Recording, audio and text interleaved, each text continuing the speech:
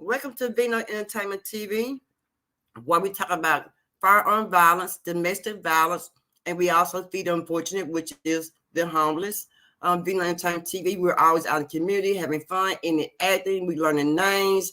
You start learning people's names when you be out in the community. Now, you know you're out in the community quite often then, right? Right. So they just let you know Vino Entertainment TV is always interacting with everybody.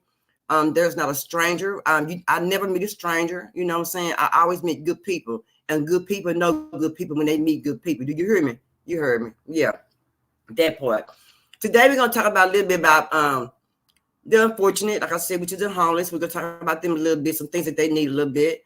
I know that the weather is here and there. You know, it's warm here a little bit, then it's there, then a little bit it's cold in the daytime, and then more in nighttime, and then in the morning time it's kind of like maybe about in the 69, 70, somewhere along in there. And then at nighttime, of course, the weather do fall down, to a little lower temperature than what it was and be kind of cooler. So we still may need like a few comforters, still like maybe a few coats, jackets, some hoodies, stocking caps, beanies, or whatever you may want to call it, things like that. So don't think that they're still not needed, because they're still needed, you know what I'm saying? And it'd be very, very much appreciated from all the people, that, if you do decide to do any kind of donation. I always do things at the around the school year for back to school. And this year I want to have a big show out this year. More people come out. I'm gonna do haircuts this year. So I want to get many people I can to donate for haircuts and get your kids ready to know where they be going to get their haircuts at this year. Because this year, again, I will be doing haircuts again for the youth, for the school year. So that's my plan again for the school year, is to get haircuts again this year. Last year it was a good come out. I had a barber who did go ahead and take care of everything, and it charges anything for the haircuts for the young men's. And they just let you know he's a good man in the community. He's a pillar of his community. His girl had chips and everything there. We had hot dogs, chill dog, chips, soda, water. We had the works too as well, with our side condiments on the side. But, it was a great turnout. Hey, Sarah, how you doing, baby? Hey, my leg, how you doing, baby? Girl, you just be everywhere, girl. I'm glad you stopped by and show some love. I truly appreciate it. Truly appreciate it. I do. And thank you, Legging Bay, for all your support. And thank you, sir, for all your supporting anybody that supported me. I really do appreciate it, because y'all know that I put out good content. Y'all know when I say something and tell y'all anything, I'm always doing my research. I don't just come out here and just start running my mouth and start saying stuff and giving false information or incorrect information. Everything I talk about be right on point. And then down the line, somewhere down the line, maybe a week or two later down the line, you may hear about what I just said to you, in the chat, to let you know about what's going on. But I definitely do appreciate giving you what's going on in case you don't know what's going on, because a lot of time people don't have time to sit down to see what's going on in the community or what's going on in the world. And sometimes when they go to different places, they enjoy hearing certain things that they don't hear. You see what I'm saying? And that's what I like to do, enlighten people, get them the wisdom that I know and the wisdom that Pat may know. We share everything that we know, and it be correct information. So I do a lot of research. I don't just get on here and just start talking, and don't know what I be talking about. I make sure anything I say on here be correct. And when you hear it down the line, you heard it before over on Vino Entertainment TV, because we shoot our knowledge. You see what I'm saying? We shoot our wise words. We give out all kind of wisdom. We got people my people in the chat. They always have good words. They tell us things that we might not know. We tell them things that they might not know. So we always share information to keep everybody involved with what's going on in our chat. You see what I'm saying? And we just a chat. We don't bully. We don't talk about nobody. We have fun. We laugh. We cut up. We interact. We show out sometimes. Sometimes we show out real bad. I mean, we cut our bad. Sometimes we cut a bad up in here.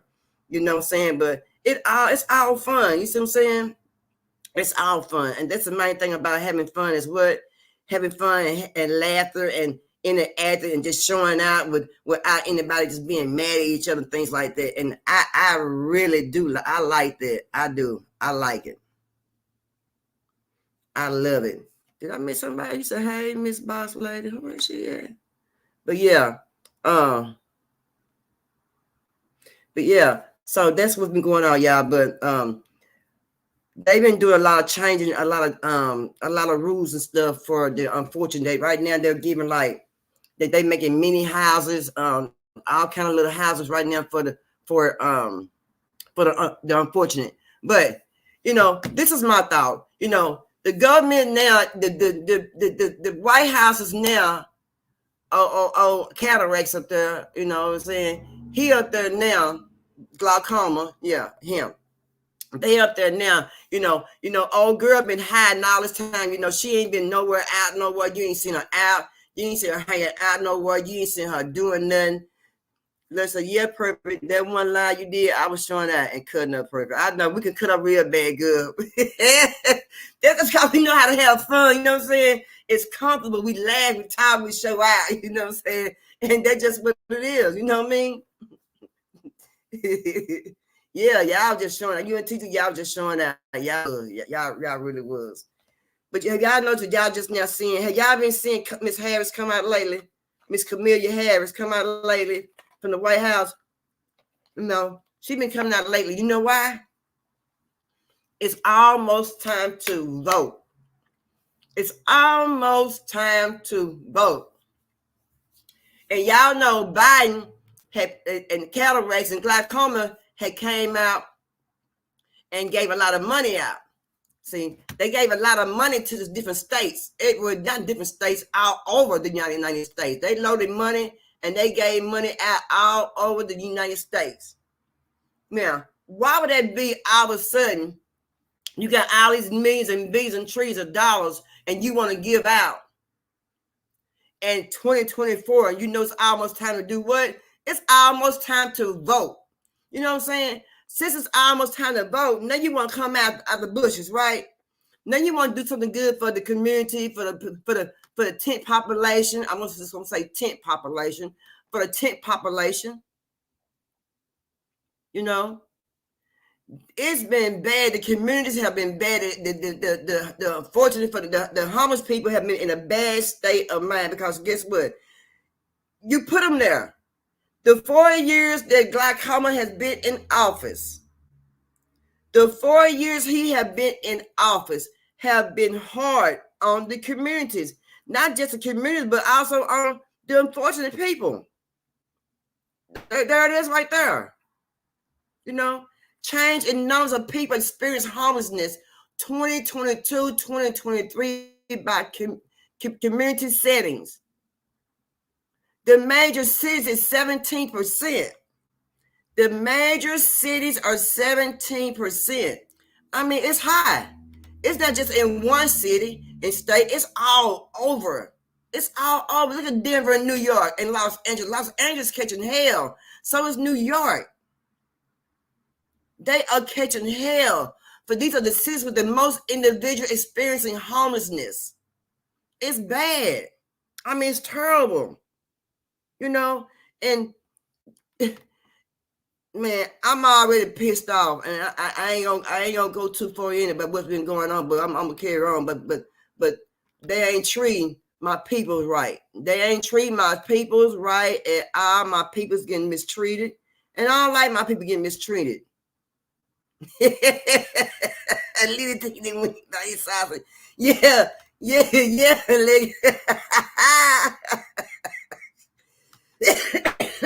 I know. Yeah, it took us out for real. Yeah. And then if y'all notice, I mean, I don't know who paying attention, but Perp is paying attention. And I hope y'all paying attention too. These people have been hiding. That girl, I'm going to call her girl. That girl been hiding all this time, almost the whole time that they have been in the White House. What have you? Now, I'm going to sit back for about two or 3 minutes, 2 or 3 seconds. Now, tell me, when was the last time have you truly saw Miss Harris out in the community? I'll wait.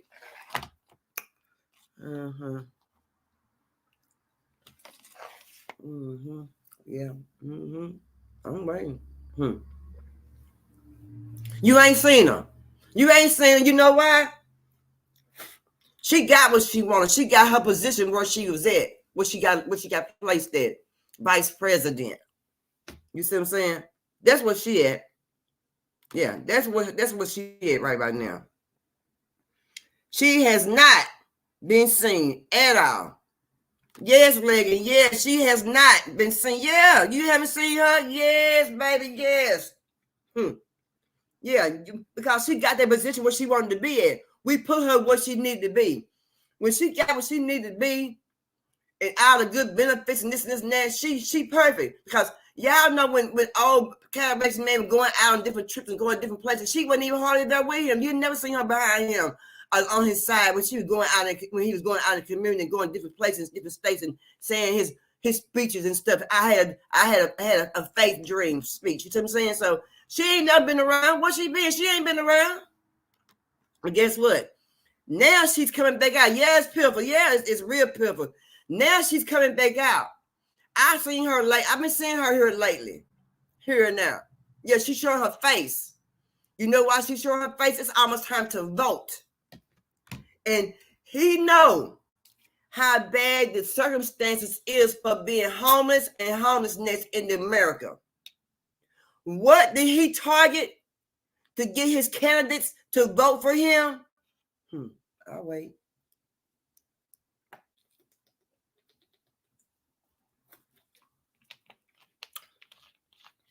Who this water show? This good. Sparkling water, y'all. Red, white, and blue pop. My God. I'm going to be more careful. They are now targeting their homelessness. Now, to me, we 4 years ago, yeah, the homelessness was bad. Homeless was bad. It was. But it ain't bad like it is now. I mean, it's out of control. It's out of control. Because we have fell down to the lowest point in our stage in America. Because we ain't been doing good by financial, economic. We ain't been doing good by nothing. We are behind on everything. It's that a household in the United States is not behind on one bill or lacking payment on one bill or needed to pay on one bill to catch one bill up. It's not nobody in America. Nobody. And we don't want his old ass back in that office neither. But we sure don't we're going to kick him the help out of there. He's screwing us around. You see what I'm saying? Now, since he done seen how bad he done made the homeless and homelessness, now they targeting to get their campaign built on being homeless. Now, that's why he's out there now giving money out, spreading the little money that he's been having all over the world because it's time to die on me vote. It's time to vote. And when it's time to vote, he got to go ahead and see what's the lowest point and where he can hit home at, where he can get most of his votes from. And that's being homeless. Because they are so bad. Tents are everywhere. Tent city, everywhere is bad. It is so bad. It's terrible. It's scary. It's worse now per also here in Georgia too. I bet it is.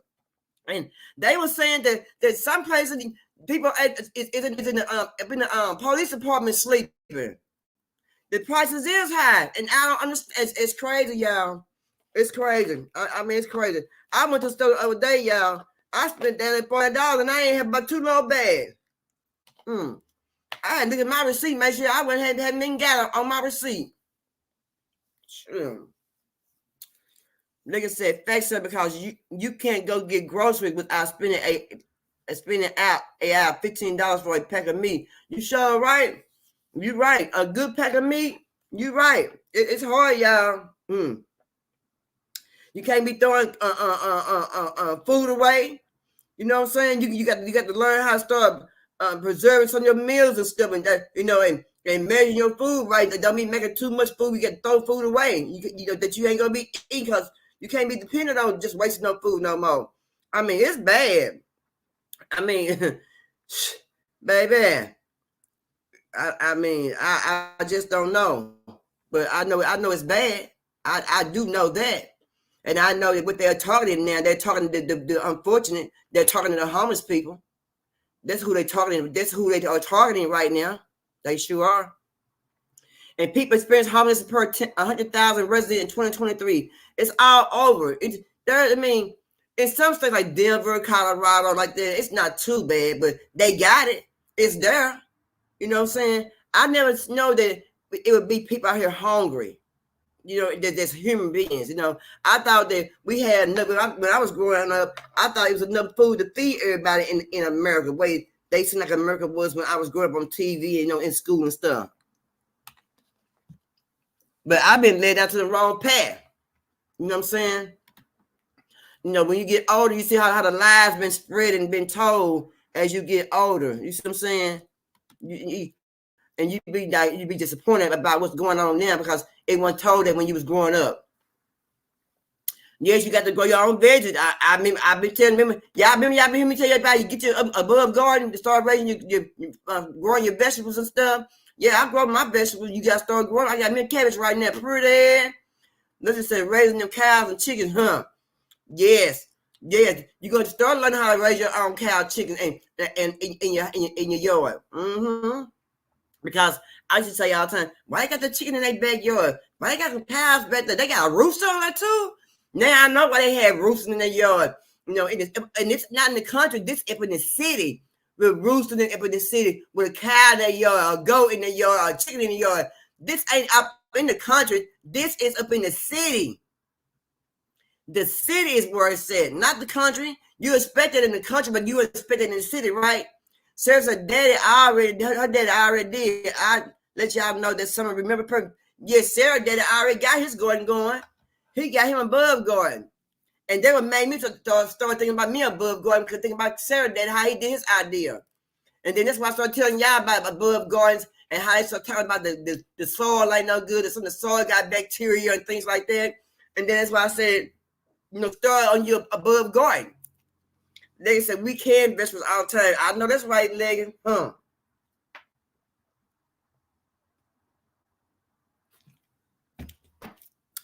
And then when you can your own food and your own vegetables and start having producing your own food at home and your own meats at home, that cut down a lot on spending your money. Your finances, that cut down going to the grocery stores and spending your money at the grocery stores, and spending a lot of money. Because y'all know when you go to the grocery store nowadays, they watch you like you're crazy and carrying all this stuff, and and what you don't want about the store? None at all. They're saying the chronic homelessness the chronic homelessness rose 18% in Los Angeles County, and that's true because California has the most homeless people there, and for extended period and having a disabling condition, disabling condition, they tell you the rate right there how high it was for the number of chronic homeless individuals for the whole year, and that was for 2022 and 2023. Yeah, those are numbers of chronically homeless individuals for disabling conditions. So if it's 30, it went to 30,000 for the whole total. And then the unsheltered ain't too far from being 30,000. You know what I'm saying? And then you got sheltered. So they let you know people who are really sheltered, it's not that many people being sheltered as they say that it is, and then they're saying that when they get people somewhere to stay, I'm hearing people say that they're not being treated right. They don't want to really go there and do that. They got rules. Everywhere you go got rules. Again, everywhere you go got rules. Yes, like I said, my aunt and my mama taught me well. I know that's right, baby. This winter I wanted to do me some canned pear preserves. I'm sorry. I wanted to just jar me up some canned pear preserves, but I didn't. But I'm gonna make me some pear preserves next year because I want me something to go my sausage and my eggs in the morning time. That was the best kind of preserves to have in the morning time, with you some breakfast with some biscuits, or some good old toast and some canned pear preserves. Lord have mercy, let me go on. Yeah, my mouth got a little word. I love me some canned pear. I love me some pear preserves. Yes, Lord. Niggas say, like Mama said, she didn't raise on food. I know that's right. God rest the precious soul. Yeah, God rest their precious soul. Yeah, Liggin. Yeah. But see, we learn. That's how you learn good that's how you learn from your mom and dad. They gave you good learning skills, taught you well how you can just go on and to see without them, and you have all the good old recipes that they put out for you when you were young and you did when y'all was together having fun in the kitchen and everything, and you still had a recipe you can go on and share on with your kids and stuff.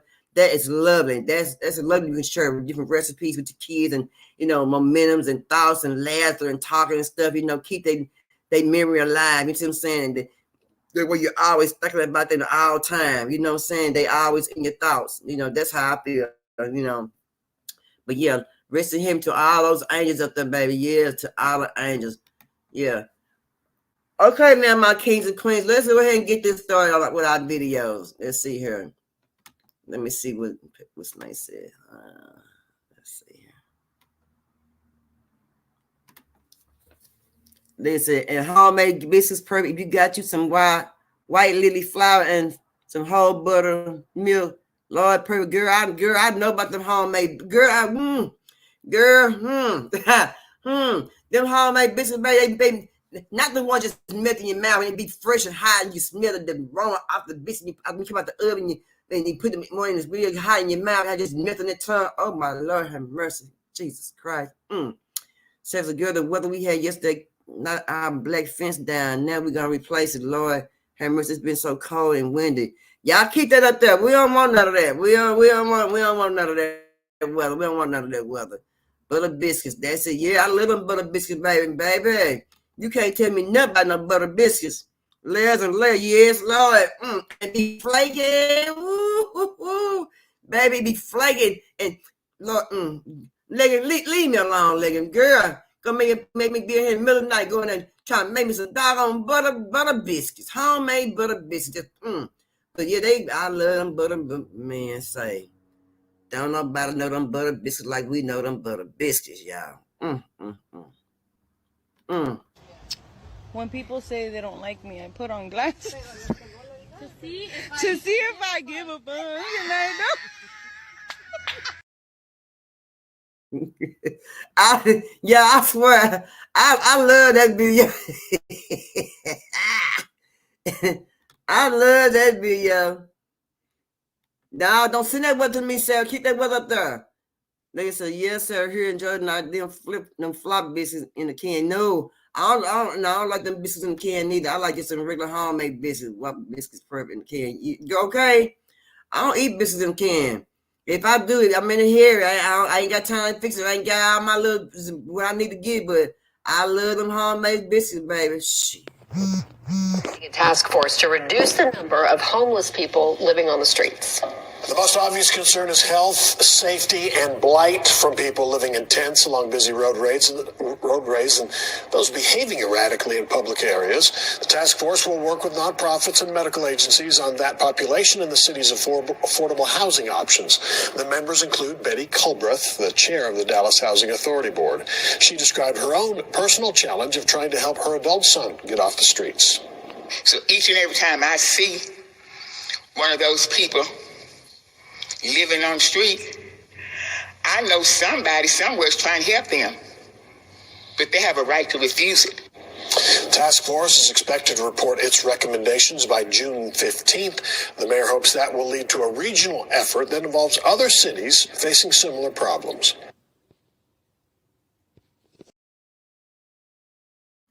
She said her own son. You heard me? Let me say it again. Y'all hear me? She said her own son is out there in the streets of being homeless. You hear me? Now, she don't like she need nothing. She don't look like she want for nothing. Now, what her son do out on the street? Not because she put him out there, because that's where he wanted to be, and that he felt he a man and he needed to stand up on his own 2 feet, and he homeless. But y'all heard this, and she's a woman that's in the dealing with the public, a councilman somewhere along in there, and her own son is homeless. She speak out about it, but she said, what? Somewhere out there is somebody who is helping him. Amen, sister. Amen. You know what I'm saying? She said that. She said somewhere out there, somebody is helping her son. Her own son is out there in the street. Her own son is out there in the street. No, I don't want that weather, so you keep that weather. I don't either. I made my mama's biscuit recipe gravy prep. Ooh, child. Girl, I like those biscuits with the biscuit sausage inside the gravy, biscuit sausage and gravy. Get on about my business. I'm gonna make homemade chicken pot pie. No, Sarah, not chicken pot pie. It's cold enough, Sarah. Yes, I'm living that, baby. I'm a Southern baby, and I cook Southern. I know that's right, Leah. Chicken pot pie sure sound good. Lord have mercy, make me see. She always she married. The United States is facing a crisis like never before, and this has to do with homelessness, as housing in the United States has become increasingly unaffordable in the last few years. The number of people who are experiencing homelessness is now surged to its highest levels on record this year. According to an annual survey taken by the Department of Housing and Urban Development, the number of unhoused people in the United States has now jumped by nearly about 12% early this year from the year before. And this is a staggering increase of about 70,650 homeless people. The report found that anywhere from 650,000 people were experiencing homelessness nationwide. The report also found that homelessness increased nationwide across all household types. Homelessness also has an outsized impact on communities of color. Asian American population saw the biggest increase in the rate of homelessness between 2022 and 2023 at 40%. The biggest numerical growth in people experiencing homelessness was amongst Latinos. Now, there were 28% more Latinos who were unhoused in 2023 than the year before. And this population has made up nearly about 55% of the total increase in U.S. homelessness. Fentanyl prices have really changed the game of drugs addiction. It's not just... Beyond is now available in your country. Download the app now. See, my thing is the Hispanic ain't got to be homeless. They're homeless because they're coming over here.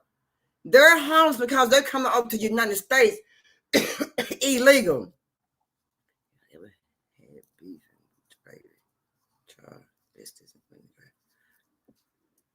No, we ain't gravy biscuit. No, shut up.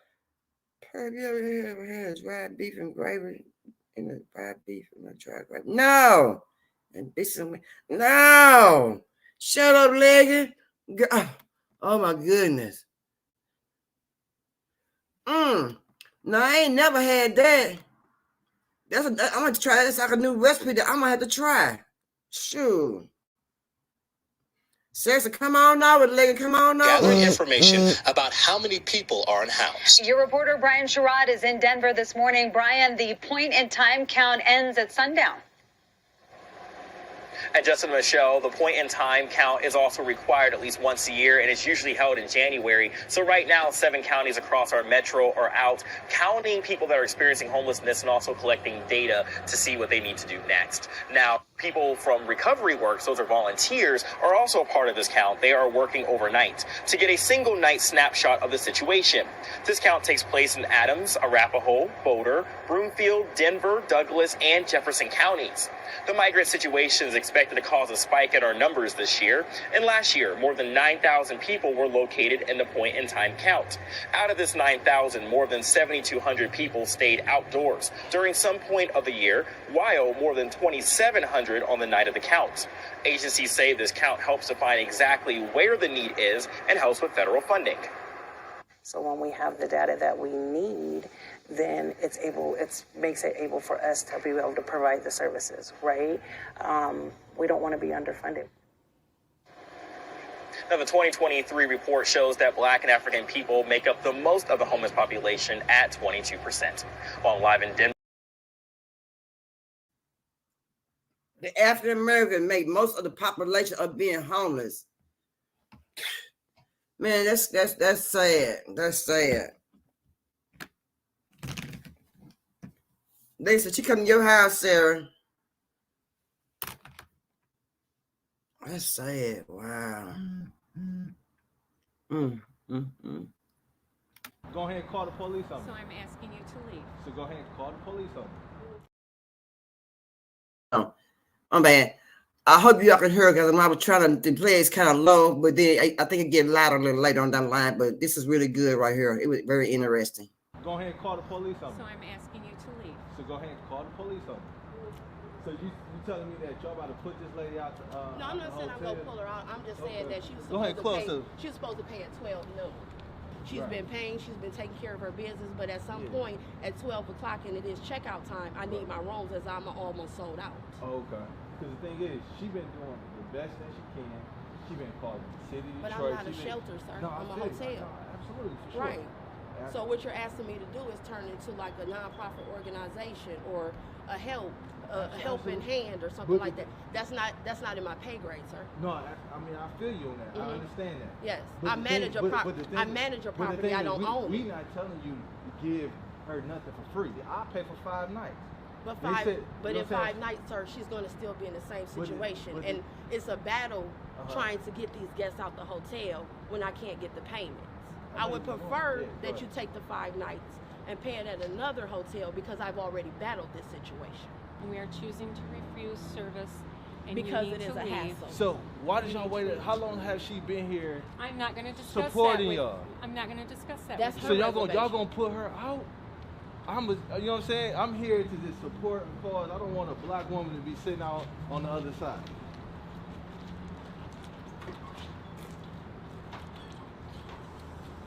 Hope y'all can hear her. That's cold blooded, y'all. Hope y'all can hear her.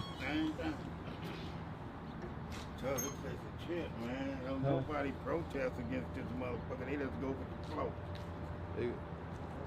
They just go with the fucking flow. They boycott this motherfucker, shut it down, she'll be fucked up. But motherfuckers don't do it. They don't do it. Get Channel 2 on that ass. I bet they be good. That's a pussy.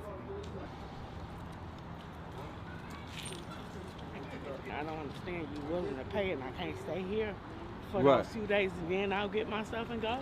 Right. Okay, fine. Did they even call the police when they broke into your room? No. We're not kicking you out. We're not renewing you.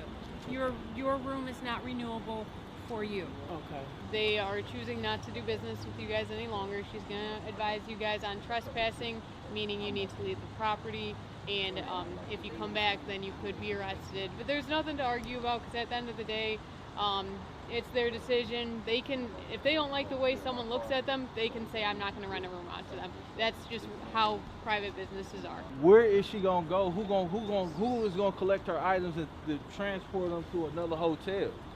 You're gonna have to You know what I'm saying? This is crazy. This is a woman. Okay. This I is a think female. I think you're making it into This- something that's No, not. y'all making it into something. I'm just 'Cause asking, it where's she sounds gonna like- go? For right now, we're gonna worry about you two. We'll see what we can do to help her, but we're not If you gonna guys don't continue leave with within this. the next like 5 minutes, you can be arrested. Keep in contact with me. Keep everything going. Keep your recordings going and things like that. This is unbelievable. All right, you guys take care. Have a good day. At the end of the day, I just got a phone call to our nonprofit. Somebody need help. They need resources. We came all the way from the city of Detroit, downtown area, where we take care of a lot of our underserved people, right? So we came here to be able to support a cause, and it's a different type of energy. So at the end of the day, we're gonna do our part. We wanted to take care of the bill, lease up to a week. They refused that payment. So at the end of the day, we want to do our cause and extend our resources even further. And we want to be able to take her out of this hotel, help her move her things out of there, and take her to the rear roof end down the street if they don't want her services here.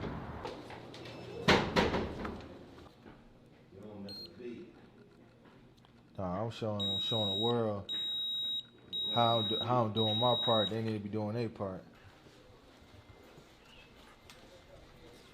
My name is Alicia Vaughn. I've been homeless ever since October the 5th of 2022, and it's been rough. In and out of my life, and stuff like that. Just wish I can get the help that I need. I wasn't trying to move out the hotel that I was in, because it was convenient for me to get to my doctor's appointments and stuff like that. Enjoy Detroit. Been helping me, and I really am happy and grateful for their help and their organizations. Thank you, and I love you guys so much. Even really strong trees go through tough times, like big storms, but they still stand tall. Just like them, you have an inner strength that helps you get through hard times. Embrace all the ups and downs in your life because they are making you into an amazing person you are. The world is waiting for a special light that you only can bring. Enjoy your trip. We are behind you. We love you. Don't give up. And we in this together, all right, Ma? Yes. We in this together, all right? Yes. There's good people out here still, you know? And we sorry that you going through this, you know?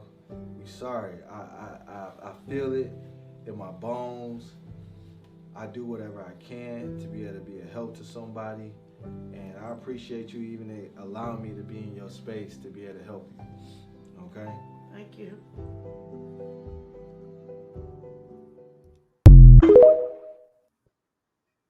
Man, that's sad. That's sad. That man, even though he had money to pay for that woman for 5 days, she said, now nobody knows. Hey, Miss Marquette, baby, how you doing? Blessings to you, sister. Now, 5 days. That means that I pay for 5 days.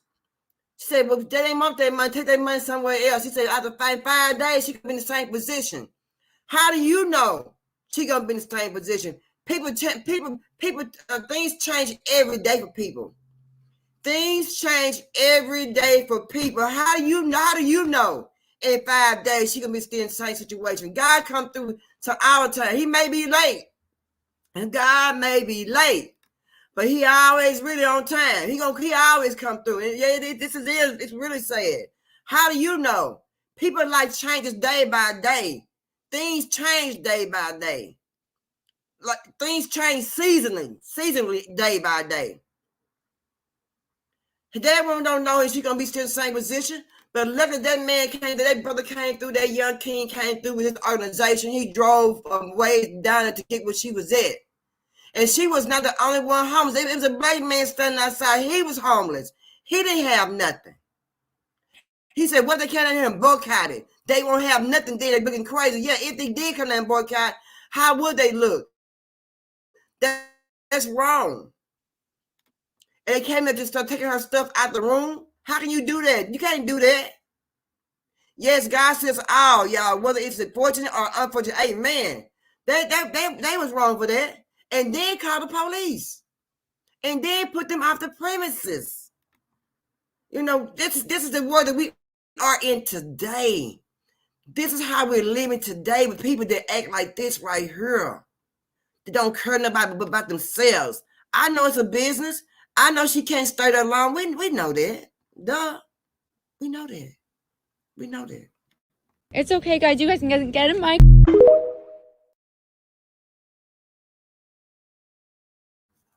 And see, it's just not just one person by itself being homeless. It's a whole family out there. A whole family. You know, and you sit back and look at... Just sit back right now. I'm going to give everybody 3 minutes and I'm going to come back. I want y'all to sit back and look at your house, the things that you got, and figure out how you struggled to get them, or how easy it was to get the things you went to get the things you got.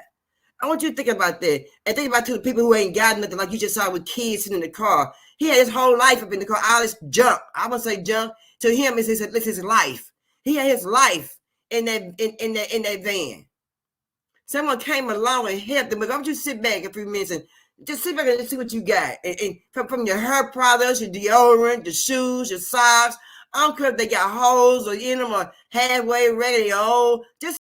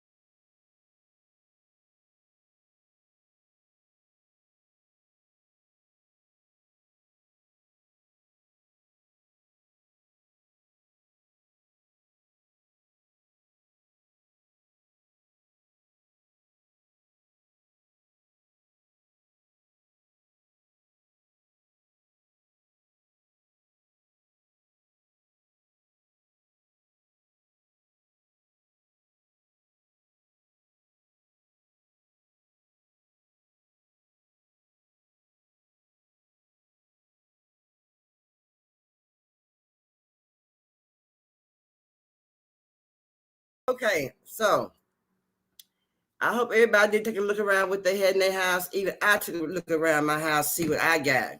Now, aren't you blessed the things that you got in your house, even though just a little bit of things, but it's yours, even though it's just a small something, you know what I'm saying? But just look around, it's yours. I don't care if it's just an air mattress, a radio, and your bath and body works, your bath tube stuff, your cleaning supplies, but it's yours though. You got a roof over your head. You see what I'm saying?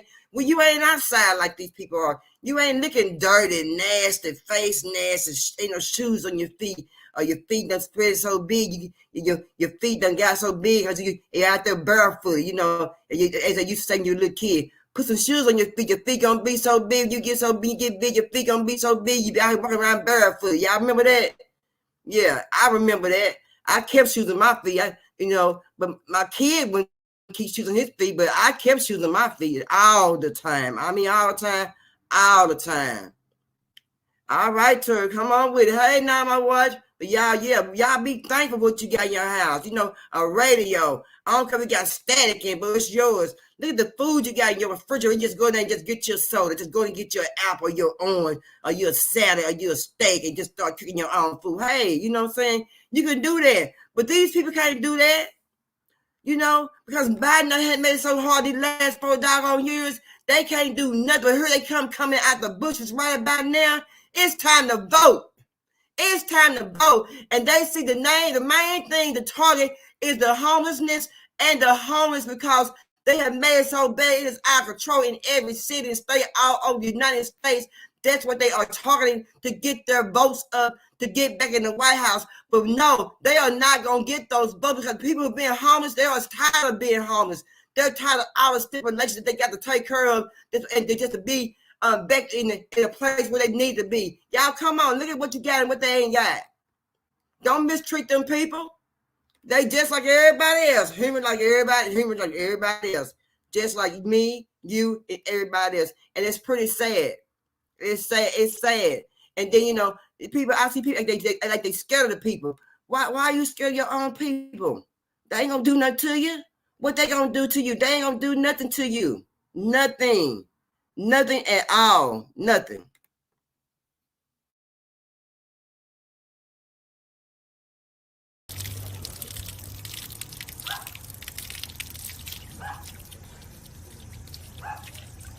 Are you cool? Huh? 30. Okay. You get enough water?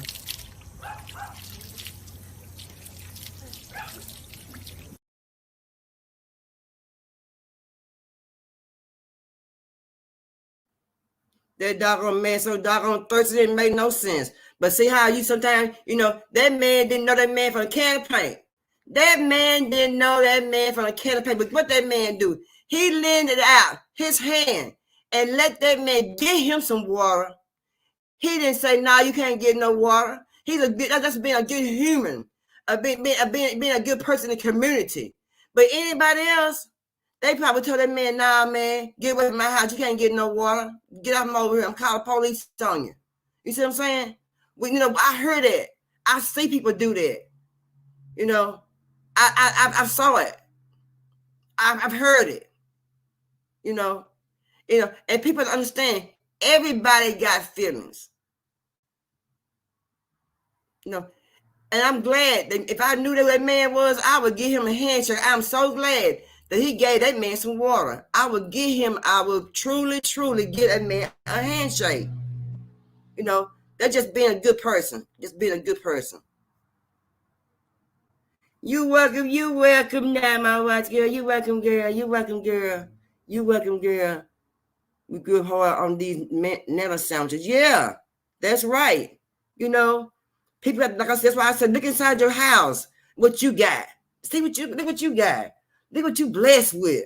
I don't care if it's got one leg or two legs been rolled on, but it's yours. Just look and see. Thank you, Miss Marquette. Compared to what somebody outside ain't got. When you see a homeless person, they got so much trash around them. You know what I'm saying? And I don't know what they be going all that trash. But somebody's just a trash and somebody's a treasure. So that trash they picked up, that's their treasure from somebody else. We don't know. We don't know. We don't know. We actually don't know. You know, better count our blessings every day. I count my blessings every day for whatever I got. I can go and make me some coffee, whatever I want to do. I count my blessings. Lord have mercy, I count my blessings. It's okay, guys. You guys can get in my car and let's go. Oh, wrong one. I count my blessings. Got Bluetooth? Say, do I got Bluetooth? How loud it get? Somebody just live. How loud do it get? Turn it up some. Let me see how loud it get. How much you want for it? I can find, man. I don't even go. I'd like to get some weed. Everybody some weed. My God. Well, you don't sell weed. That's what I have. Wow. Thank you like that. Wait a minute. But what did I tell you? Wait. My God. Get my radio. Yeah. That needs. There's no folk there, but they don't matter. Appreciate you. Thank you, sir. Oh my God. No way. Sure. Jesus. You pushing me down in that later. You got it. Go ahead and enjoy yourself. You know what I'm All right, brother. Take care. You have a good day. Have a good day, brother. Sure. John Frusciante back.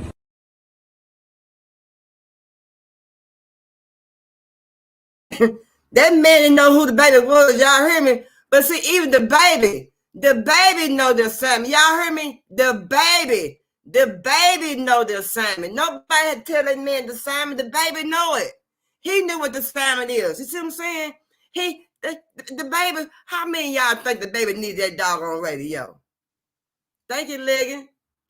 How many of y'all think the baby need that radio? That man the baby didn't need that radio. He didn't need that radio. But he knew the assignment, though. The baby knew the assignment. And that man walked up to the baby. He didn't know even who the baby even was. He didn't know he was a celebrity. He's a good rapper. He's a out there. He didn't know none of that. He just walked up to him with this radio for sale. He seen these men with these nice cars. He just walked up. You see what I'm saying? And that was who? The baby. And the baby walked up. He walked up to the baby. The baby didn't cuss him out. Get your ass from over here. Blah. He didn't do that. That man knew the assignment. No matter what y'all say about the baby knew the assignment when the man pulled up. They didn't cuss the man out. They didn't go off on the man. They didn't shoot him away. Because he knew the assignment. And I like that. Yes, that's how you do it. That's how you do it. You just never know when your angel gonna come up. You just never know who it gonna be. You just never know what they look like. You see what I'm saying? You just never know. You never know. No, you never know. Bro, I woke up and this man's in my car. Hold on a minute, y'all. Now, if y'all seen this happen right here. This man's in my car. Bro, I woke up and this man's in my car. Unlock my door. Right now.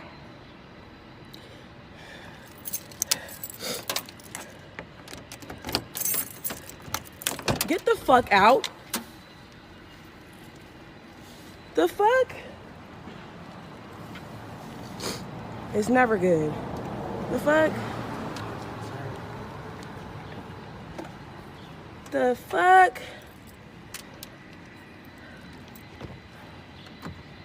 Oh, hell no. Hell no. What the fuck? How the fuck he get in my...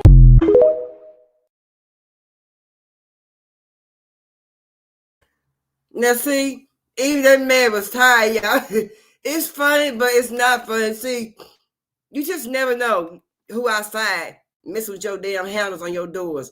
It's best to lock your door. But that man was homeless. That man, wherever he was, he found him somewhere comfortable to sleep that night. But I know she was mad, but, she didn't go off on him. She could have. She didn't get the F out of her car, though. But she could have went off on him. But she didn't.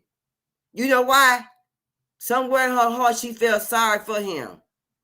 Somewhere in her heart, she knew that he just needed somewhere to stay. But you know what? It's okay though. It's okay. It's quite all right.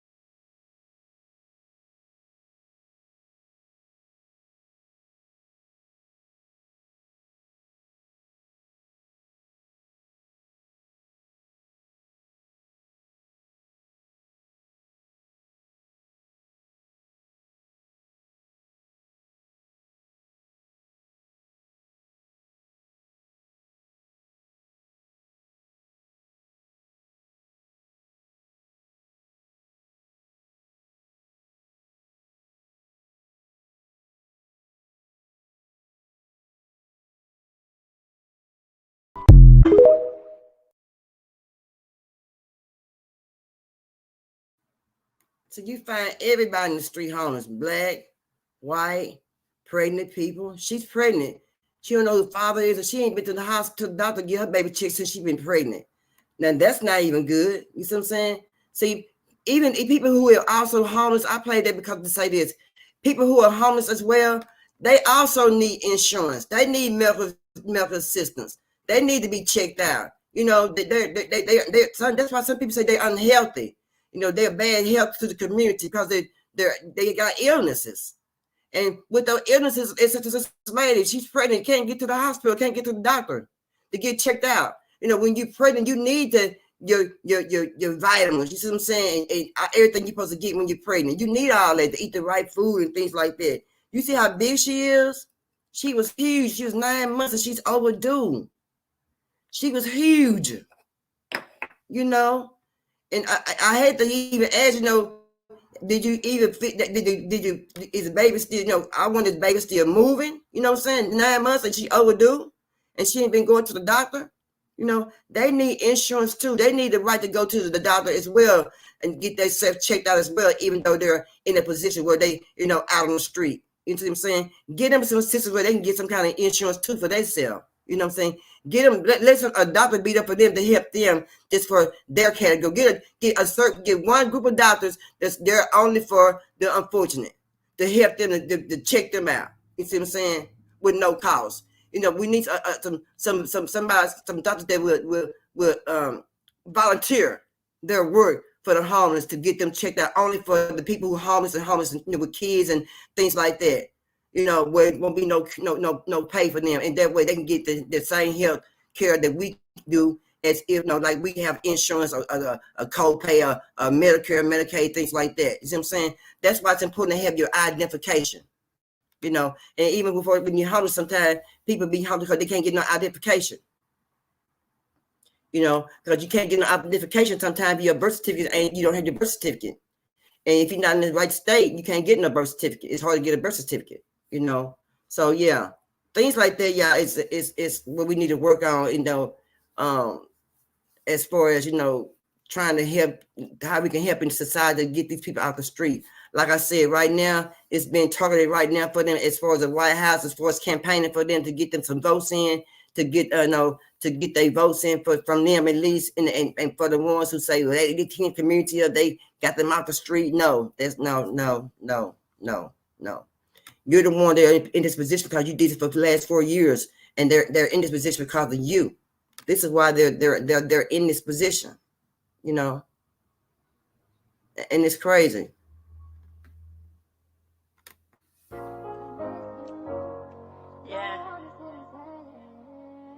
To my angel soldiers in the sky, I miss you.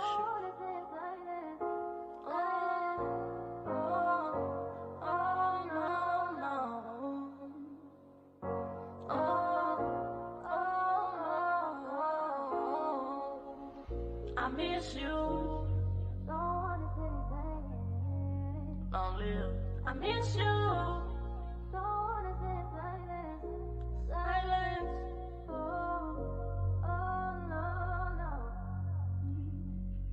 I miss you. What you know about them late night dreams? No one to help you when you all alone. While you're lonesome in the world, yeah, you all alone. Trying to survive in this big world. I swear these diamonds trying to get me and they trying to tackle me, cause the demon's right behind me. My mama trying to pray over a demon. It's kinda crazy, this mind of mine, it be floating everywhere. They told me stop it, I can't even write this shit no more. The shit I wrote, it ain't really felt. I gotta spit it like I did it when I was little. Look, Gavin looking over, told me get it real bigger. I went to therapy today, she told me that my mind is sane. I told her journal couldn't save me from my different ways. I'm all up in it, I'm in it, and then I'm mixing it. My mind to get the floating in there, I'm like, yeah, taking it. Can you help me? Can you help me? Nobody seemed to hear the tears that's felt when they felt me. What you know about cutting yourself? All right, now that's old Elmo. Yeah, she doing her thing. Yeah. But yeah, I just want to come on here and spread a little awareness about being unfortunate, y'all. How we need to get out there and help, you know, the ones that need to be helped. You know, don't just look at them as if they're not nobody, they're not gonna hurt you, you know what I'm saying? You know, they're human just like everybody else, and they want to be treated like human like everybody else, you know what I'm saying? That's just, you know, which is a good thing, you know, but you know, I did some I was talking about last week, I talked about how they got these programs out where they had put 160 K out there for people who need some help, some kind of assistance program. And they said that 800 alone African-American women who applied for that assistance. Do you know that is a lot of women out there by themselves with no help in their household? And you have to be a certain amount annual amount upon the poverty or to get the help. But 800 African American women, 800. That's a lot of women. That is a lot of African American women. That is a lot of single women. You know, it's crazy, y'all. We got to do better. You know, and it ain't our fault. You know, like I say, it's who we got in the White House. You see what I'm saying? We thought that he was gonna do right. He told us we're gonna do this, we do that. We listened to him. You know, he been in the White House for years. You see what I'm saying? He been even with MLK. You know, brothers up in there. He's up in there then. You see what I'm saying? He's been involved in the White House for quite a while. So we believe that he would be a good candidate for us. You know what I'm saying, for Democrats. But you know, some might say that they haven't been a mistake, but I would say that, you know, that's partially a mistake because we ain't been doing good ever since then. Everything done been, you know, we done went down from just a little bit off the concrete, you know. It's rough. And you know, they're skyrocketing these light bills these last few months. These light bills been so doggone high, you know, it was just, I had to ask him to come out and reread my meter again. My light bill was so doggone high. I'm like, I know doggone well I'm not using that much electricity right there in my house. I know better than that. Shoot. I'm like, oh no. No. Hey, Cassandra, what's going on, good? Hey, friend. How you doing? All right, you doing okay? Yeah, I'm doing all right. I've been thinking about you. Praying for you. I've been praying for you and thinking about you, girl. At the same time. Yeah. You know, that's why I text you, ask you how you doing. And, you know, I'm checking on you, girl. I so appreciate it. I appreciate it. Oh yeah, most definitely. You know, yes, my question is like they raised the light bill and the grocery. They did raise the light bill and the grocery. The gas is that so doggone high? Who Lord? I mean, I went to the store. I spent like $40-some on about 3 little old bags. I had to go home, look at my receipt again. Make sure I ain't overcharge myself. I know the feeling, believe me. Yeah, you can't throw nothing away no more. You know, charge the extra $700. You can't throw nothing away no more. You got to keep everything. You know, you got to make food for 2 days. You eat them leftovers. You know what I'm saying? The leftovers don't hurt you no more. They gonna help you. Yeah. Shoot.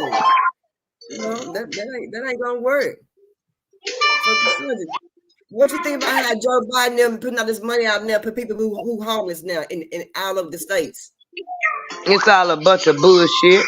You see that video where that black dude was going off on him? Which one? I sent a many videos. It was a black guy. He was trying to get in the shelter, and they told him it was for the immigrants, and he said he was homeless. He said, I work 40 hours a week. Why I can't get in? Why I can't get no shelter? He was going off. Don't make no sense. He was cussing. He was having a fit, because that's right. He American citizen. He worked 40 hours a week and can't even afford rent. And then y'all won't give him nowhere to stay, but y'all give people that ain't even citizens somewhere to live. And up in New York, they're giving them people credit cards with $1,000 a month on it. Yes. Ain't that serious? I need $1,000 shit. Why I can't get $1,000 card with no money on it? That's what I'm talking about. That don't make no sense. These people and Joe Biden ain't doing nothing but pandering to the black people. He ain't doing nothing but pandering to the black people. How they gonna give me $1,000 on credit card, and then they already give them that $1,000 already? That's what I'm talking about. And it's some financial company that's supposed to be helping New York do that. But my thing is, where's y'all getting all this money from? But when we ask for our reparations, ain't no money. That's my question. I don't know. I'm behind. I don't know. Yeah, they got money for it. They got money for people that ain't supposed to be over here. But y'all ain't got no money for the people that built the country. You already give them $9,000 already for coming over here. Then you gonna turn around and give them $1,000 credit card too? You giving them $1,000? That's why we so broke. That's why so many people out here homeless and hungry out here. You know what I'm saying? That's why so many programs for our kids are canceled in schools and stuff. That's why so many the kids who need Medicare and Medicaid the shut down, and all people, you know, a lot of this going on. They're taking away from us and they give it to them, and that's wrong. That is so wrong. That ain't right. Yeah, that's wrong. Then they talk about all these kids with the flu and all this. Half of them ain't got no Medicaid and all that. And then you giving all the people the illegal immigrants, you giving them everything. You giving them everything, and you ain't giving the American people nothing. The American people paying for it. They got the people that's working and paying taxes is paying for all this y'all doing for these migrants. And then you got homeless people over here. Homeless people, homeless Americans, and you ain't trying to do it. You trying to lock them up. They trying to make a rule for it to be illegal to be homeless in California. Well, how is it gonna be illegal to be homeless when you ain't helping me find nowhere to live? How can they can't do that? How can they do that? They can't do that. Yeah, they're trying to pass the laws now in California. Do you know there's so many people up there on Skid Row is now where all the homeless kids are at. How they gonna pass that law and all those people out there on Skid Row and everywhere else out there ain't got nowhere to stay? Where are those people go? That's what I want to know. Y'all building, y'all getting these all these tents, heated tents and everything for the immigrants. In the middle of the night, they took I think it was Baltimore. They moved the immigrants into the recreation center in Baltimore in the middle of the night. The lady said that her and her auntie went by there, wasn't nobody there. And then at 2 o'clock in the morning, they go by through there and they see all kind of cars and people getting off buses and stuff going up in the recreation center, giving it to the migrants. And locking us up and giving them all the benefits. Yep, that's exactly what's going on. Locking us up and giving them all the doggone benefits. Now, I'm just sorry. I ain't telling nobody how to vote. I ain't telling nobody to vote. I ain't telling nobody not to vote. But if you're crazy enough to go vote for the president that's in office now, something wrong with you. Because he don't give a lovely about the American people. And another thing that's going on, they over there at war in Iran and ain't telling nobody. That's when that drone hit and killed the two black women and the black boy. And they over there fighting right now. Yeah. And they said they don't know where it came from. It came out of nowhere. And they thought it landed with some other drones landing. Y'all knew it was a bomb coming. Somebody let that bomb come in, that drone come in and make that bomb, and somebody was paying attention. Y'all slipped. They just made see how easy it was to touch y'all. Now they know how easy it is to get in there and touch y'all. Yeah, they know exactly. They know, and they said that part of the reason they bringing them people over here is for them to get in the military, cause black people not getting in the military no more. No, hell no, we ain't crazy. No, it don't make no sense. No, we ain't getting no military. No, we ain't finna do no fight now. That ain't even our fight. That ain't our fight. That fight started a long time ago. And everybody in my opinion, need to try to help the homeless, cause you never know. You might be one paycheck away from being homeless the way they run in the country. Yeah, you right. One paycheck away. A phone call away. You know what I'm saying? Miss a rent time away. Yeah, you right. It's sad, but up in Houston, they say a lot of people around the library be homeless, and they can't give people no food at the library down there. They catch you down there in Houston, give food out around the library. They take you to jail. And that's wrong. Why would you take somebody to jail for feeding the homeless? Yeah. Why would you take somebody to jail for trying to help somebody else? Well, they saying that they ain't supposed to be up there feeding people nowhere, not in the area. They want them to go somewhere else and do it. I guess that's where most of everybody. Right. You go where the people at. Right. Yeah. You do. That's why I try to do what I do, you know what I'm saying? And that's why we try to do what we can do out there and try to help how much we can help. Yeah, we're gonna have to help all we can, cause this country don't care nothing about us. So we're gonna have to help the less fortunate, cause ain't nobody else trying to help them. Yeah. I know. I had some canned goods I sent by my son. They got like a little shelf over there. You put canned goods on it's outside for people to come get my canned good or two. I have a little shelf. I don't know what it's called. I think it's some kind of neighborhood chef or community chef or something like that. Yeah. It just makes me mad. I be wanting to do more than I can. Sometimes I can't do no whole lot, but I be want to do what I can. Just like I read in the chat. Not on my watch to talk about somebody, a leg one of them talking about somebody talking about the disabled kids. Now that's one place you is not finna talk about no disabled children in front of me, cause that hit close to my heart, and they can't take care of themselves, and I'm not finna let nobody mistreat them. Not in my eyesight. Okay, let me place right here. Then I'm gonna get your opinion. Hold on. This question, right? All you will have 5 seconds to grab whatever you want. Seriously? Yes. How many inches are in a foot? 12. Correct. Grab whatever you want, guys. Go. 5. Grab. Oh, 4. Come on, grab. 3. I don't know what to grab. Yo. 2. Grab more. Grab a snack. Grab more snacks. Yo, grab a snack. Come on. And 1. Thank you. Yeah! Why did you grab the rice and the beans? Because me and my family love rice and beans, and they just want us to have a good dinner tonight. You want to have a good dinner tonight? Yeah. Give me $60, bro. Make sure you give this to your mom, all right? You promise you're going to give it to your mom? Yes. You sure? Yes. If one of you...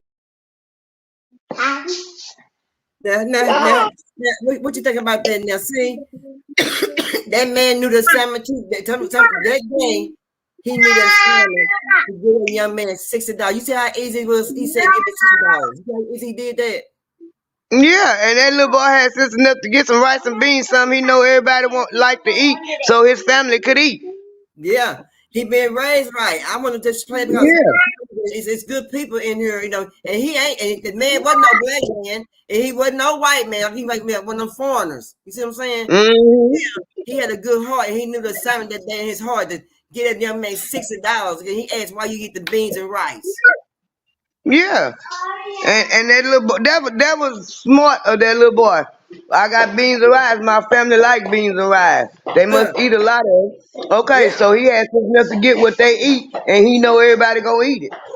He knew everybody would eat the beans and rice. That's right.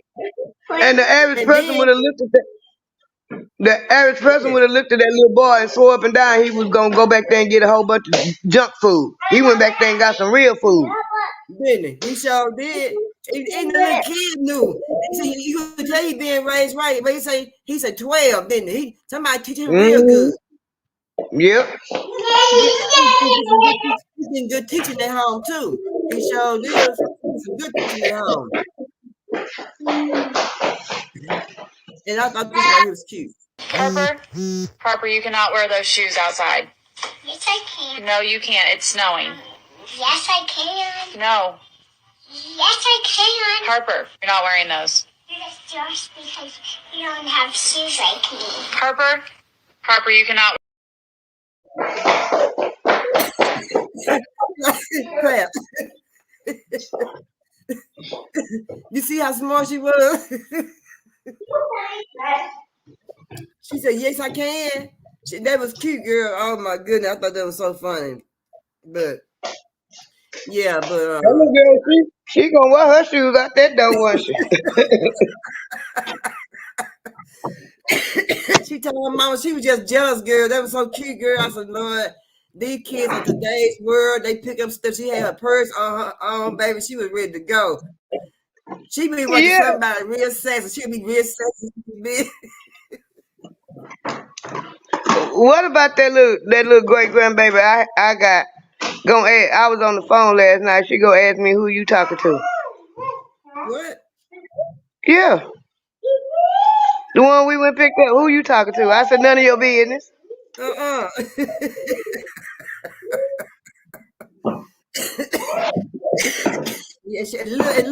Yeah, she's so little. Yeah, and talk. So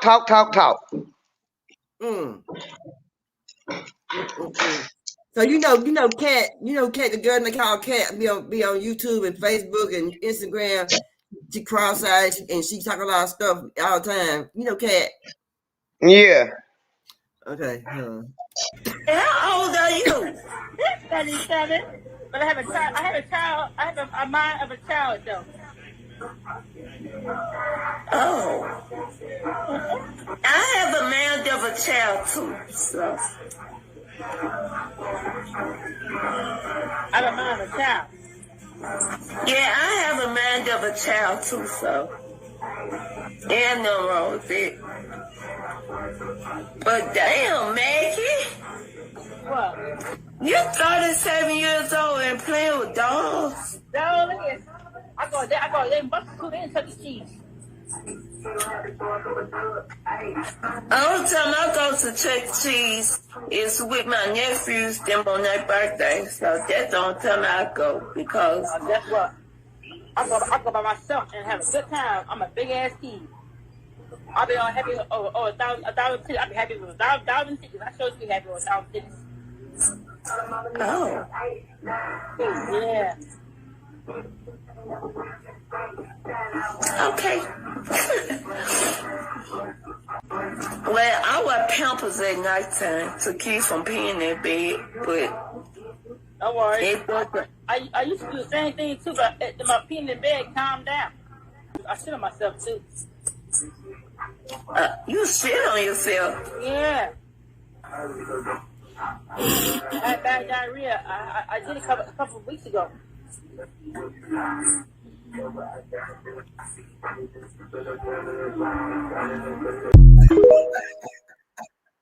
Yeah. Can't say that's too much for her.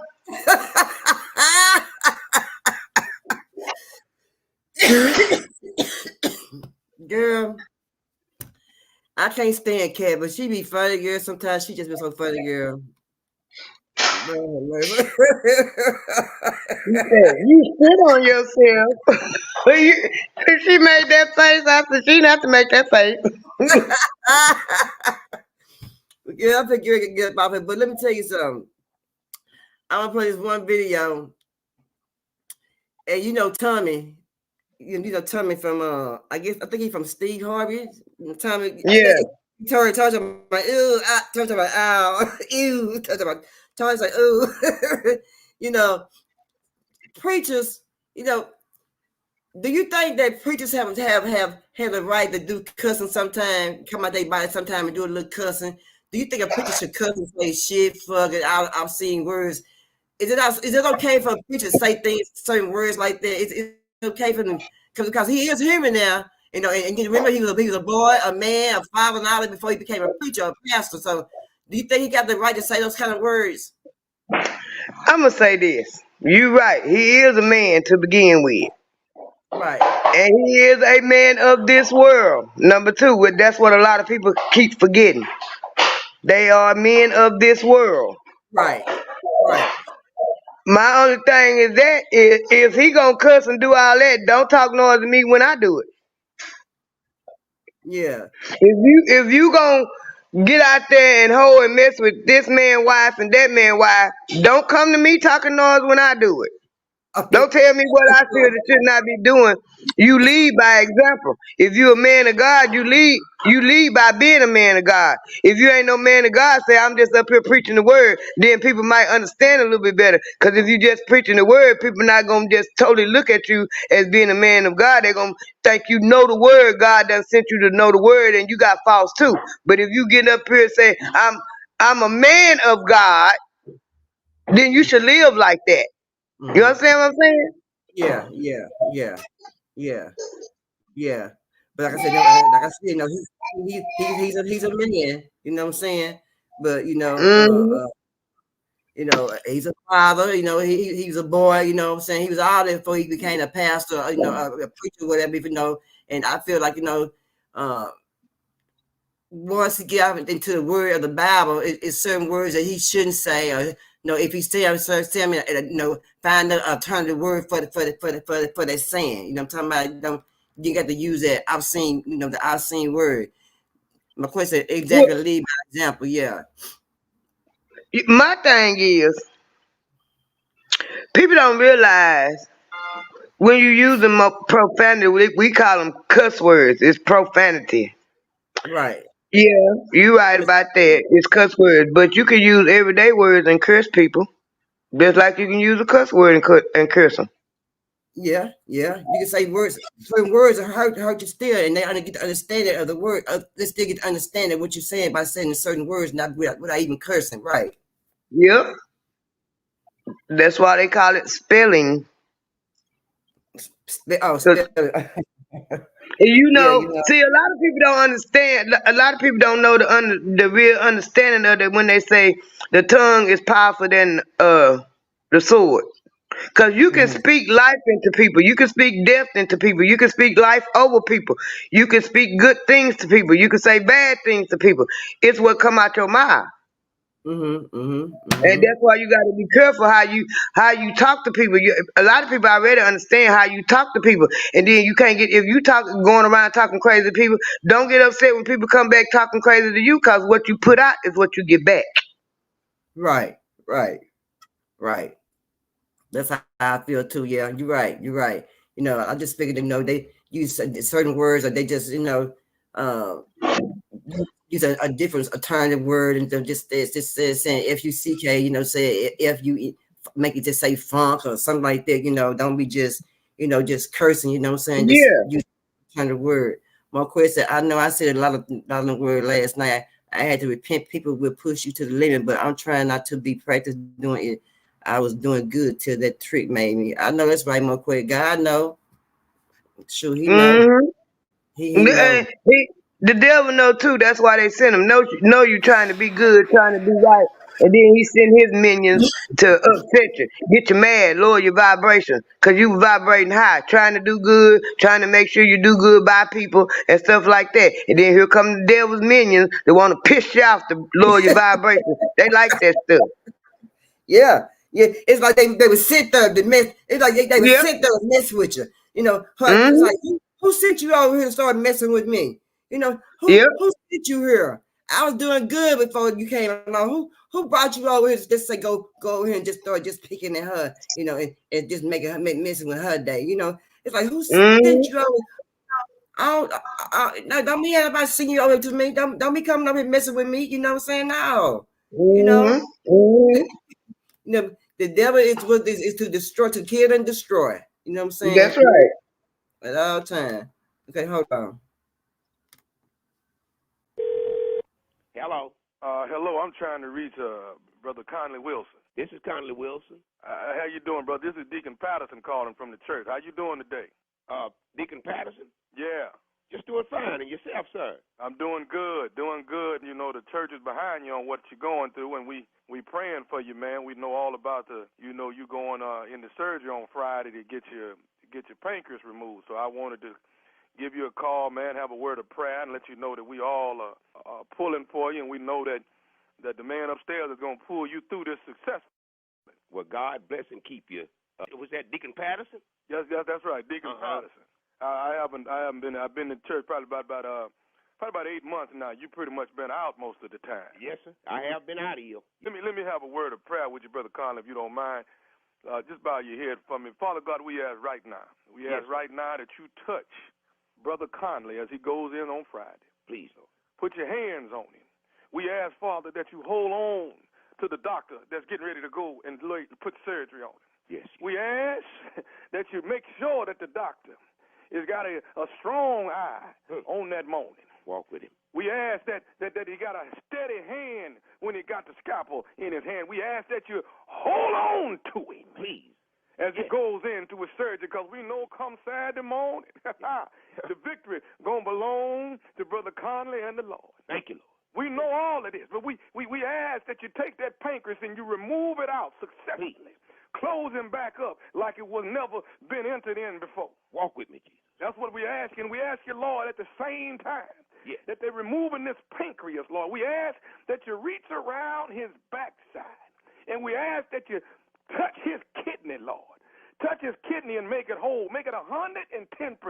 We want you to make that kidney like it's been the best kidney ever. Deacon. That's Deacon Patterson. Yes. Yes, sir. No, sir. There's nothing wrong with my kidney, Deacon. I'm doing fine. The Lord has done made it. Well, He's gonna work on my pancreas. That's what the doctor's operating on. They done prepped me for it, and that's what they plan to remove. So my kidney is fine. They did what they called one of them MRIs, and everything else is fine. They ain't working on nothing but my pancreas, sir. Right. Well, let me say, I'm glad you brought that up, because this one reason why I called you. Of course, I did call to pray for you. Yes, sir. You know, because I want to make sure that you make it through this successfully. But another reason why I'm getting around to this here is what I want to ask you, and I know we've never met face to face. I've seen you a couple times, like I said, at church, but you've been out most of the time with your sickness and whatnot. But now, what I was going to ask you was, and I know this is, I hate to come at you in the final hour when you're getting ready to go have surgery and all that, but if you don't mind, if you could see it in your heart to do something for somebody else. Yes, sir. That's the Lord's will. You're always supposed to help those who can't. Right. And I'm glad you think like that. Mm-hmm. Now, when they go in on Friday morning and remove that pancreas out, do you think that they could go in and get one of your kidneys? Because I need one. Hold on just a minute, Deacon. What did you say? What you say? See what it is. See, I've been going through myself with a little ailment, and I'm wondering if I need a kidney, and I'm wondering if you can give me one of yours when they go in to get your pancreas. They gonna already have you open. Did you say you wanted them to take one of my kidneys? Yeah, and give it to me because I need one. You need a kidney? Yeah. What, I mean, you already going to be laying there open. Oh, hell no. It sounds like we praying for the wrong son of a bitch this evening. You need a kidney. I need help with my pancreas. You gonna call me with some shit like that, man? This ain't no work of the Lord. Now, you say you a deacon? Yeah, like I said, Deacon Patterson, my name. But see, what I'm asking you is, what No, what you harm ain't asking is it? me shit, man. Brother Conley, what harm is it if you already open and laying on the table? Oh, you ain't heard a damn thing I said, have you? I said man, you're crazy as hell. Now, what I'm gonna have to do, I'm gonna need to call the pastor because see, there's some bullshit going on here. You say you knew? You mighty damn new, mister. Matter of fact, you too damn new to know who you're talking to. What I'm saying is, you have two, like you said they did the MRI. I don't give a fuck what I said they did, man. I got 2 kidneys, you got 2. One of yours bad, that's your motherfucking problem, mister. Let me tell you something. I'm trying to get well, and you calling with this bullshit. You say you a new deacon. You damn sure is, and you won't be at that church long. I tell you that because if I ever get close to your ass, mister, we got some reckoning to do. What is it gonna hurt for you to give me one of them kidneys if both them kidneys is good? It ain't gonna hurt a motherfucker thing because you ain't getting my kidney, man. It ain't gonna hurt shit. What is wrong with you? Say, man, all I'm saying is if you're gonna be open and laying on the table, what is it gonna hurt for you to give me one? Oh, now you're gonna tell me I'm open and laying on the damn table. What kind of a fucking prayer are you in charge of, mister? Let me tell you something. Obviously, I need to meet you before I get to the hospital. And maybe I can help take out that damn badass kidney of yours. We can shoot that son of a bitch out, I can tell you that. We can shoot it out. You won't feel a damn thing. How about that? There's too many games going on in the church today. I'll be damned if you're gonna call and talk me out of one of my damn kidneys, man. I'm trying to live just like you trying to. Let the Lord take care of me because what you talking about ain't got a damn thing to do with Jesus. You can kiss my ass, mister. You can kiss my ass and get off my phone. That's what you can do. Can I say one more thing to you? What? Is you listening to me? Man, I done listened to you, and you ain't talking about nothing. That's got nothing to do with what's going on with me, mister. You running a game? If I could get to you, I'd put lead in your motherfucking ass. Do you understand But me? can I just say one more thing, and then I'm going to let you go? Is you listening? For what?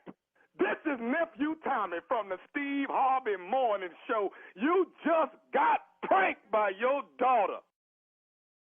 Oh, Lord have that girl. Lord have mercy. Lord have mercy. Jesus. Hey, you all right, Brother Conley? Man, you done made me use language that I swear I don't know about. I heard my neighbors and them using that. I done stopped a long time ago talking that way. You just got pranked by your daughter, Reese, man.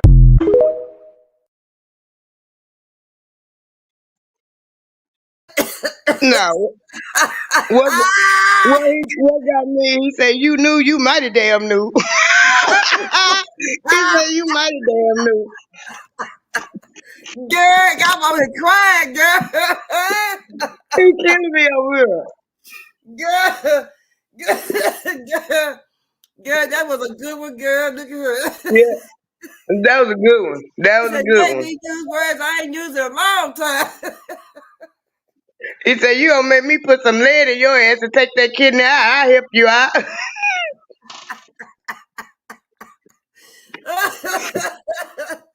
Oh, boy. Tori said that was one of them gangsters from the 70s. Yeah, he crazy. He be real funny. Yeah, Miss Monquay, he real hilarious. Man, I'm just too through. Boy, look at him. Gates was real cool at first. Old Pop was cool at first, you know. He was thinking real good. And we got down to the Nephew Tommy made him pull off his church hat and put on it. Nephew Tommy made him pull off his church hat and put on his gangster hat.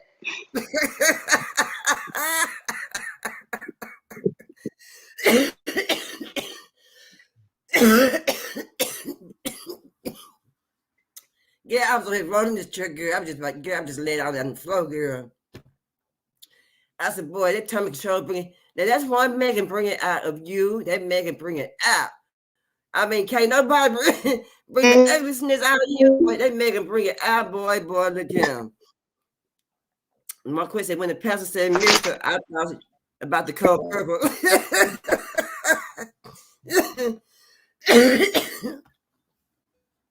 That was funny, y'all. My bad. That was funny, y'all. I'm sorry. That just killed me.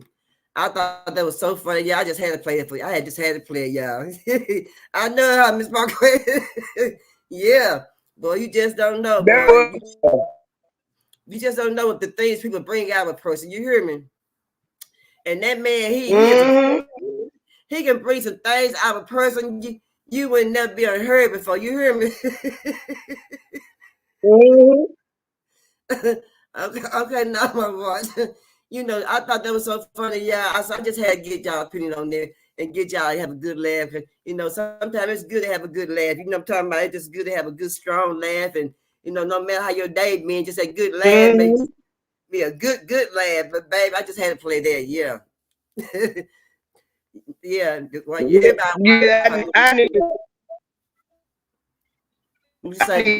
laugh because I got some more bad. I say I needed that laugh because I got some more bad news today. Oh no. Mm-hmm. Oh no. I hate that. Nah, it's my daddy brother, and that was one of my favorite uncles. Oh, he passed away too?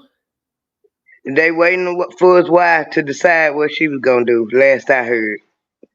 Oh, he on life support. Mm-hmm.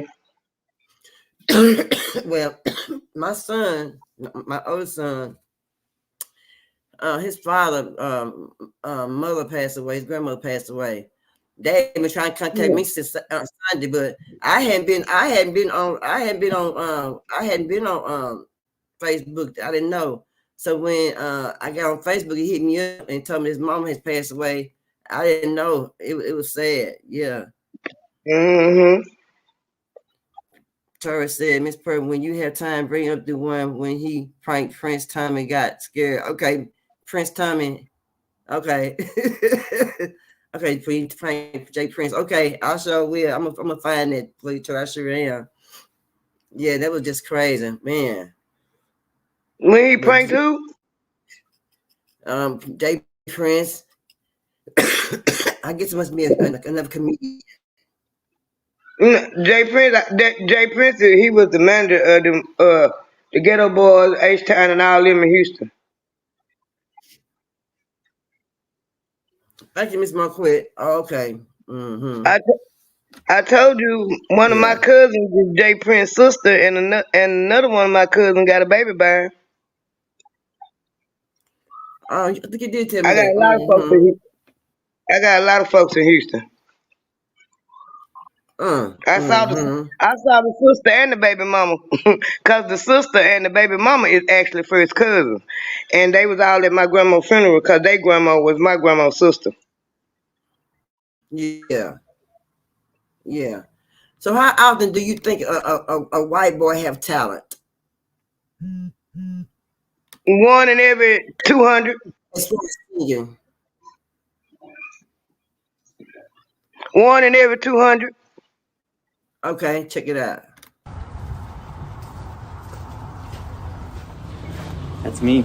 Take a seat.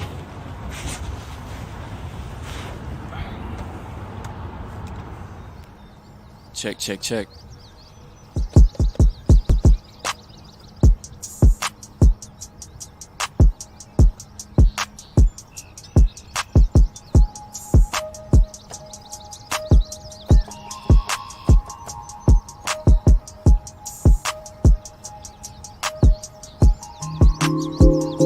I'm about to have a good day, no matter what they say.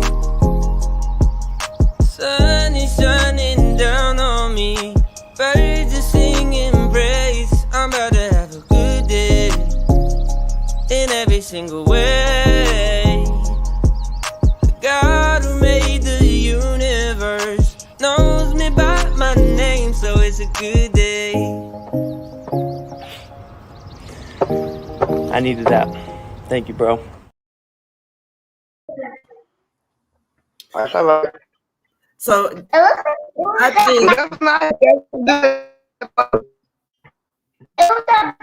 think what you say, girl? You broke what you say? I said that little white boy can sing. You know, I wouldn't say some people be like, well, the white people be trying to act more like black people, whatever. I think it's just more that they're not trying to be like us. I think it's more that they're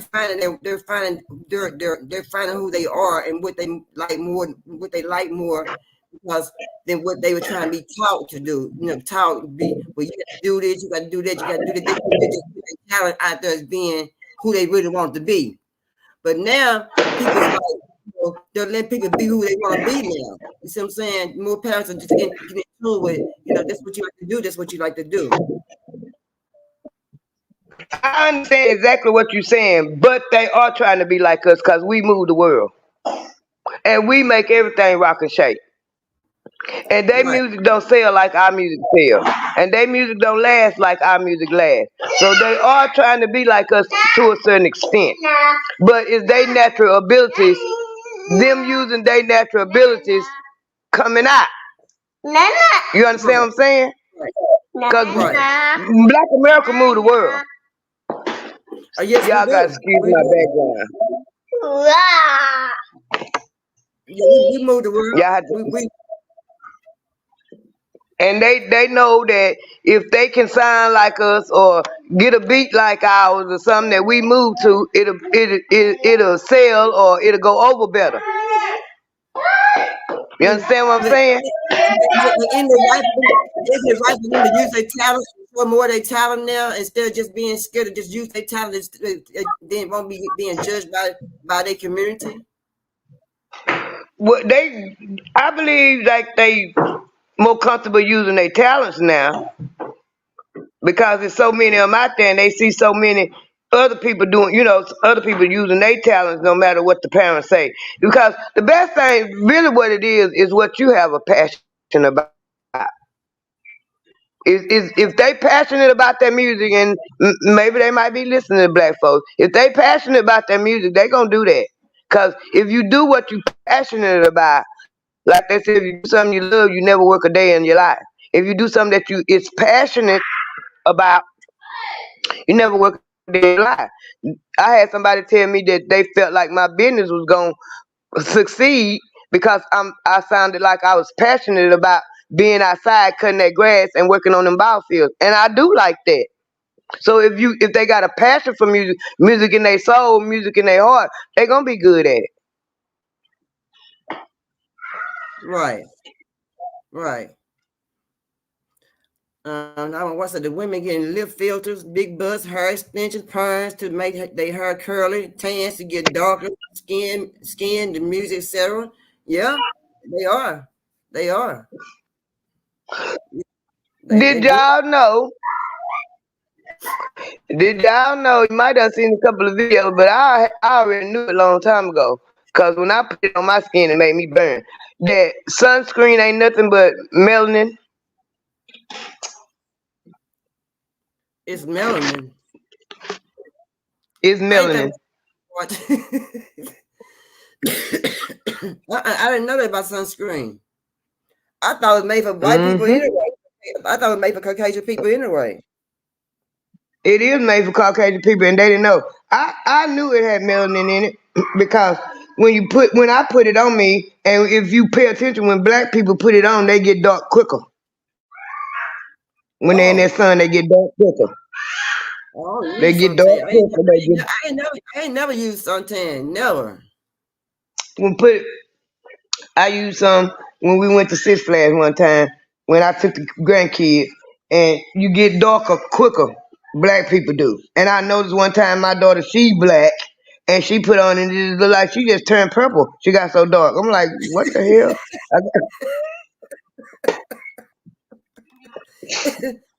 Not purple, girl. Well, I can't really just say that because with me being light skinned and her daddy dark skinned, she was born purple. Yeah. She literally was purple. She was a shade of purple. But in that sun, she got darker, like a dark purple. Hey, Tarsha, even young people use suntan. Yeah, and I seen the video. I already knew it because I had read the ingredients, and I was trying to figure out what that was, and I looked it up, and some of the ingredients in there is melanin. And then I saw a video that the white people was having other white people put the melanin on, and they was shining the blue light on them. And when they shine that blue light on them, everywhere they put sunscreen was black. God, me for real. I didn't know that. In the sun. Yeah, I bet a lot of people didn't know that. I bet you I didn't know and still don't know. That's And crazy. I'm tell y'all something else. If you may know, you may not know. Melanin is the highest thing on the black market. It costs more than gold on the stock market. What? Yes.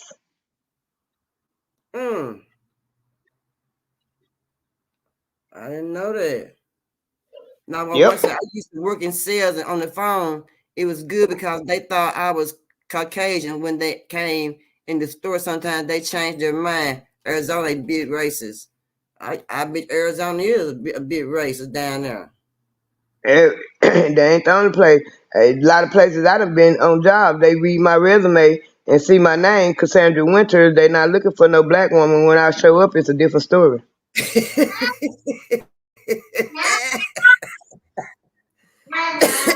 You a whole black woman. You ain't what they thought you was, huh? Like right after I got my degree, I was trying to get accounting job, getting accounting clerk job, account receivers, account payable, anything in accounting, because I had just got my degree and I got a bachelor's degree. And resume read good because I made the dean's list and everything. Resume read good, got a little bit of experience here and there because I was doing my own bookkeeping and bookkeeping on the side. So they read my resume. Resume look good, but when I show up, I was the wrong skin color.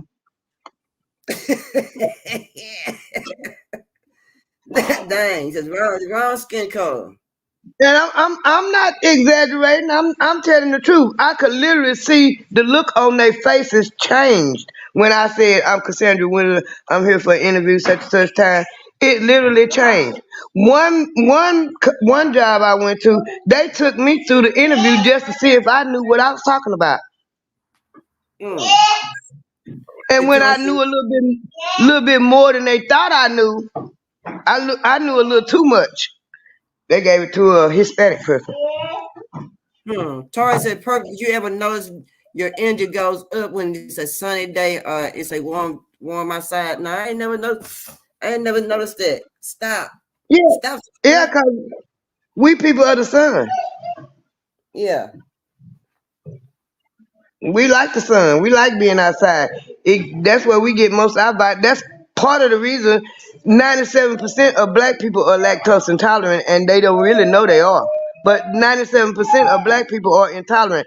I saw a black doctor going off because he was going off on the FDA because the FDA was making recommendations on the foods to eat, and it wasn't one black person up there on the panel, and it was a black doctor, and he was going off. He said, "How can you recommend what I should eat when I have melanin in my skin and our digestive systems are different from y'all?" Right. He was going off. And we get our vitamin D from the sun. Yeah. That's what Charles just said. Have I ever noticed if my energy changes when it's a sunny day or a warm day? I said, I never noticed that, Tori. I'm gonna pay attention. I never noticed that. I noticed it. I noticed with me, and I noticed it with you, because when it's sunny, you want to get out. When it's a sunny, warm day, you want to get out. You want to move around. Yeah. Tori said, "Cassandra, I went through the same thing in the 90s. They drove me to the streets as a teenager in North Dallas." Yep. That's what drives a lot of black people to the way they go. Cause we survivors no matter what. We gonna survive. We know how to do that. And that by any means necessary. And then they won't give us a job. They turn us down because we black. And then sometimes it don't leave us no other choice. We gotta eat. Right. That's right. We gotta eat. Yeah, you're right. We gotta eat. Yeah. Like you said. Tori said, I couldn't get a job. Sure. Yeah. I literally got ran off from my when I worked at the park. It was literally because I was a woman and I was a black woman and I wouldn't bow down to the supervisor. He was a white man, and I know that's why he got rid of me because I wouldn't bow down to him and I was a black woman, and he didn't like the fact that it was women out there. Period. But when he came, it wasn't but two women left, one black and one white. So he really put it. We already knew he was pretty. You could tell he was pretty by the way he talked. Yeah. He didn't care nothing about us. So and then I wasn't no kiss ass nigga, no butter biscuit nigga. Oh, that really ate him up. Yeah. Yeah, it's how it be sometimes. Your two grandkids upstairs? Oh yeah, hold on a minute.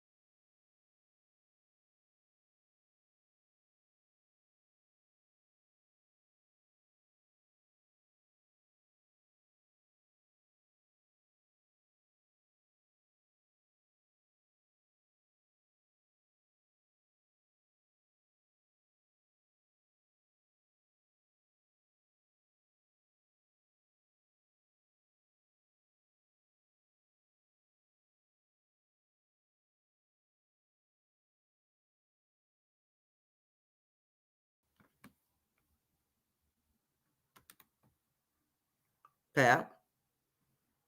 Hey, Pal. Pal. Yeah, Pal done ran off somewhere. But how y'all feel about they've been finding people living in underground caves? Underground caves. They've been finding people living in underground caves. Thank you, Tori. Tori said he liked that song. Yeah, they've been finding people living in underground caves, and that's bad. I don't know why I ain't talking. What you feel about that? Can you hear me now? Yeah, I can hear you. Yeah, I can hear you. Yeah. I think it might be kind of smart. You ain't got to worry with everybody else. And your electricity might not be that high. It might not be as bright as above ground, but... Yeah, but they making people move out, though. They making people move out. They say it's unsafe to live living in a cave like that. They got all kind of pictures. They got pictures and they got stuff behind their stuff, clothes up on. They got stuff down, and they got everything down up on those caves from those people down there in California. And they said that they trying to get people to move away from the caves, and trying to block it out. But the people they trying to find anywhere they can to live. You know what I'm saying? On the grid, off the grid. That's just how bad it is. And then you go over somebody and give all their money to somebody else. And then, like you said, $1,000 credit card to the immigrants. And then turn around and give them $9,000 a month just being in America. That's crazy. Yeah, that is bad, Miss Marquette. It's crazy. So I'm just trying to figure out, a while back they were saying that we were running out of money. The United States was running out of money. The treasury crash. You crap out the money getting low. We ain't gonna have no money. They giving out this money away now. I can't tell. And they give it to us. And when I say us, people already in the United States. That's what I mean by when I say us. When them people go to crying about ain't no money, they lying because they print money all day, every day. All day, every day. They print money right here in Fort Worth. As far as the caves, I can kind of see why they're getting them out of the caves in California because they have too many earthquakes.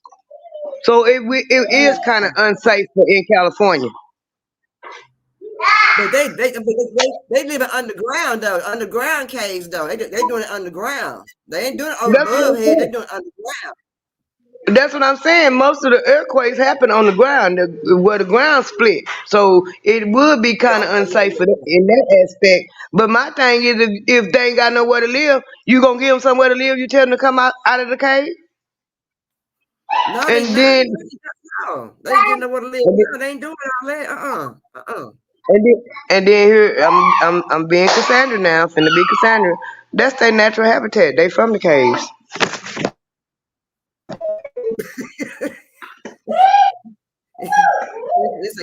This where they from. They from the Caucasian. The word came from the mountain. What's in mountain caves? They would come from. They came in. We wasn't no damn cavemen. They was. Tori said he don't know about true that, but he heard people living on the core of the earth. Wow. Yeah, that's what I'm saying. If the cave's on the ground, if the cave's on the ground, that's where the earthquake hit the ground split. So if they got the earthquake hit, depending on how deep it is, or how big the earthquake is, it could be dangerous because that's cave. Break it up a little bit. Yeah. When the earthquake hit, depending on how big the magnitude is, so it could be dangerous, You breaking up. Okay. You breaking up, girl. Start off again. You breaking up. What you say? I said it could be dangerous because when the earth. She fell off. I knew something was gonna happen because she started sounding like a little robot over there. Rah, rah, rah, rah, rah, rah, rah. Earthquakes make the ground move. Yeah, I know, Tori. I know. But they got them people living up on the. They got them people living up on the ground. I mean, they got them like a hole. They went and just dug them a hole. I'm like, I wonder how long did it take them to dig that hole for them to go in there and clean it out like that for them to go in there and stay. They had been digging. They had been digging for a while because it was clean up under there. Well, and I was like, somebody staying in a hole like that why would they live? Why would they stay like that in the hole? And I'm more like, I'd be scared to live underground like that, because I'm, and they was right there by the water, by some water, by like a little river, a little stream. You might get snakes and possums and raccoons and all kind of stuff up under there. Nah, I wouldn't be able to do it. Like, there's no way for me to do it. No, Yeah, I'd be scared too, my quit. There's no way in the world I'd do that. No, I wouldn't do it, because, I already be scared about a pond or a stream with animals, and just think you got those people stand up under there too, and I couldn't, and even just me being homeless, I couldn't even step under like that. I'd be too scared to be up under. I would feel safe up under like that. That just I couldn't do it. So jumping people, and that's where they got Tarzan from. Tarzan is really melanated. Tarzan melanated. You read Tori comment, Papoose? Yeah, Tarzan was melanated. Yeah, he was melanated. And Tarzan wasn't the only one. He wasn't the only one melanated. The Lone Ranger was melanated. I ain't even look at Tarzan being melanated. You said the Lone Ranger melanated too, girl? The Lone Ranger. You breaking up. You breaking up. What you say? I'm talking too much. I'm talking too much. They don't want to hear what I gotta say. When I said them people was from talking. now I can hear you now. What you say now? I can hear you now. What you say?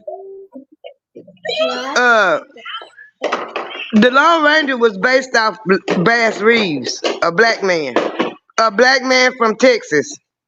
He was the first black U.S. Marshal, and he had an Indian friend, and that's what the Lone Ranger is based off of. I didn't know that.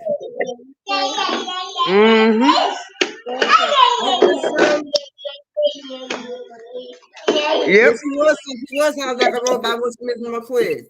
She's straight now. I didn't know it. So the Lone Ranger is a melanated man, and the Indian. And this how they come together. Yep. He was one of the first. He was the Jace. Yeah, excuse my grandchildren. He was the first black U.S. Marshal, Bass Reeves. And the Lone Ranger and Tonto is based off of him and the friend he had. Yeah. Yep. They done made a couple of movies about it. I mean, yeah, I've seen the old Lone Ranger, the old one, right? Or the old or the new one? Which one? I'm talking about, they done made a couple of movies about Bass Reeves. Yeah. Isaiah Washington, he played him. He produced the movie. Isaiah Washington. Yeah, he produced the movie and played Bass Reeves, and it's a good movie too. I didn't know that, good. I like the Lone Ranger, girl. I did not know that. Yep, sure did. Tarzan, he beat his slave butt and walked off the plantation and became a sheriff. Shut up, Tori. Yep. What? He was a scout. He knew a lot. He knew how to ride that horse, and he knew how to talk to them Indians because we are the Indians. That's how come he knew how to talk to them. Yeah. Ain't that so? I did not know that. That's what I have to do with I learned. I'm learning today. Dang. And I'm gonna tell you now, a lot of people might already knew this, but Betty Boop is one of my favorite cartoon characters. That was based off a black woman. Because the paper white, mama. Who said this why he got that mask on? Oh, that's why he got that mask on. Okay. Yep. That's exactly why. Oh, okay. Now making sense. Okay. Okay. I didn't know that, but it makes sense now. Okay.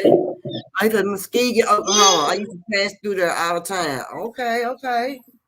Yep. Hmm. He was in Texas a while too. That's why I from down there in around Canton. That's why Isaiah Washington came to Texas to film the movie. Yeah. I didn't know that. I mean, I did not know that. Ain't that something? Yep. So, we all always say how dirty the police system is. How you can't really trust the police department and stuff. This one police chief, he messed around, and it was some people got unalive down there. They said that he messed around there and we went out to do a foul.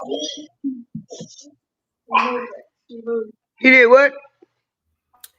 The mayor says the Alabama police chief deleted unalive charges and they suspended him for the third time.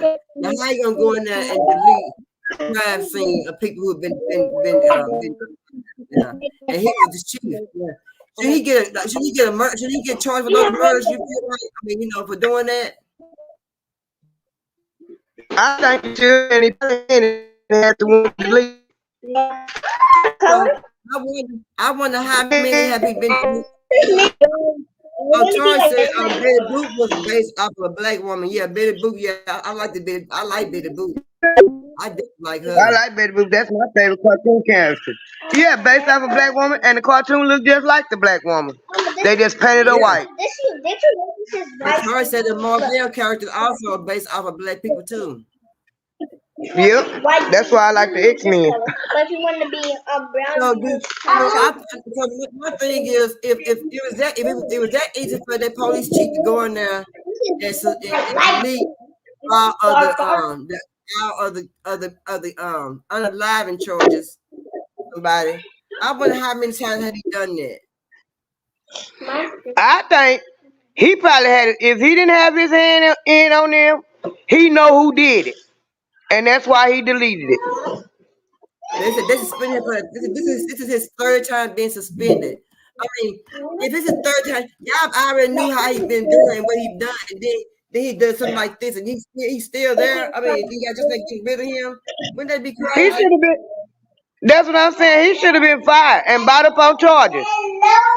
Tampering with evidence. Right. Tampering with evidence is nothing else.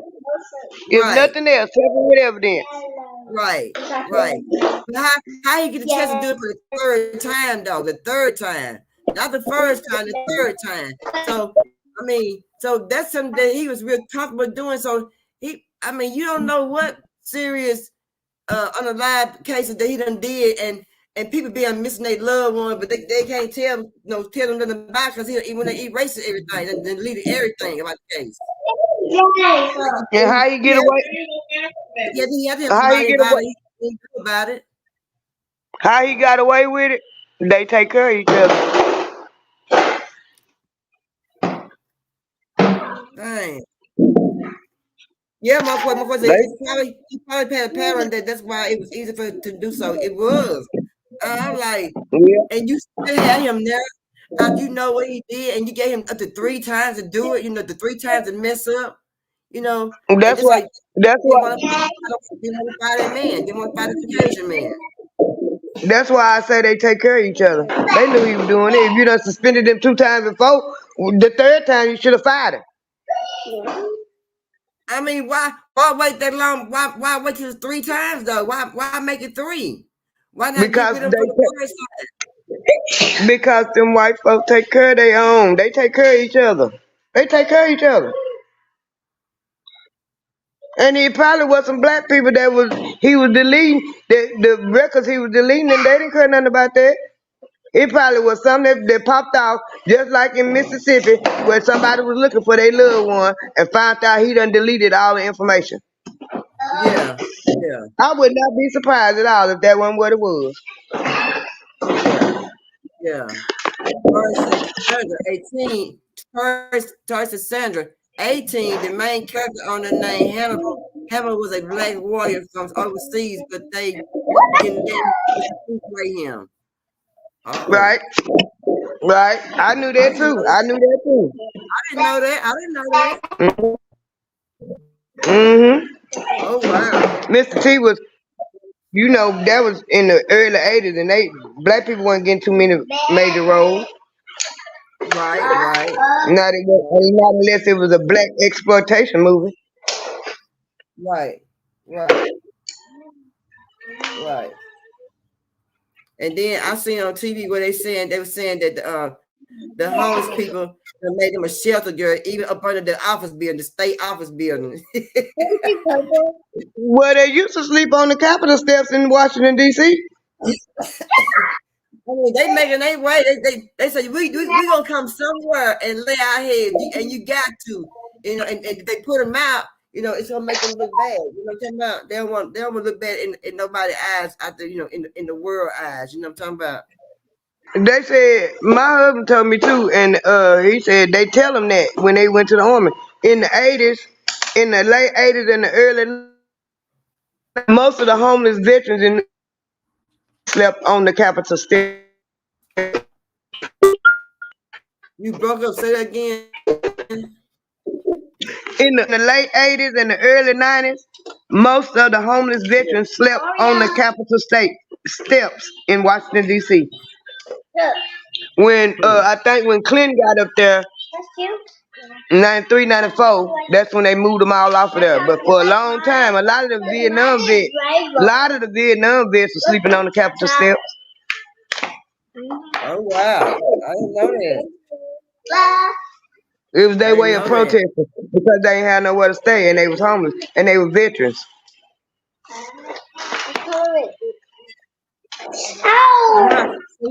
How do you feel, and how do everybody in the chat feel about the problem at the border?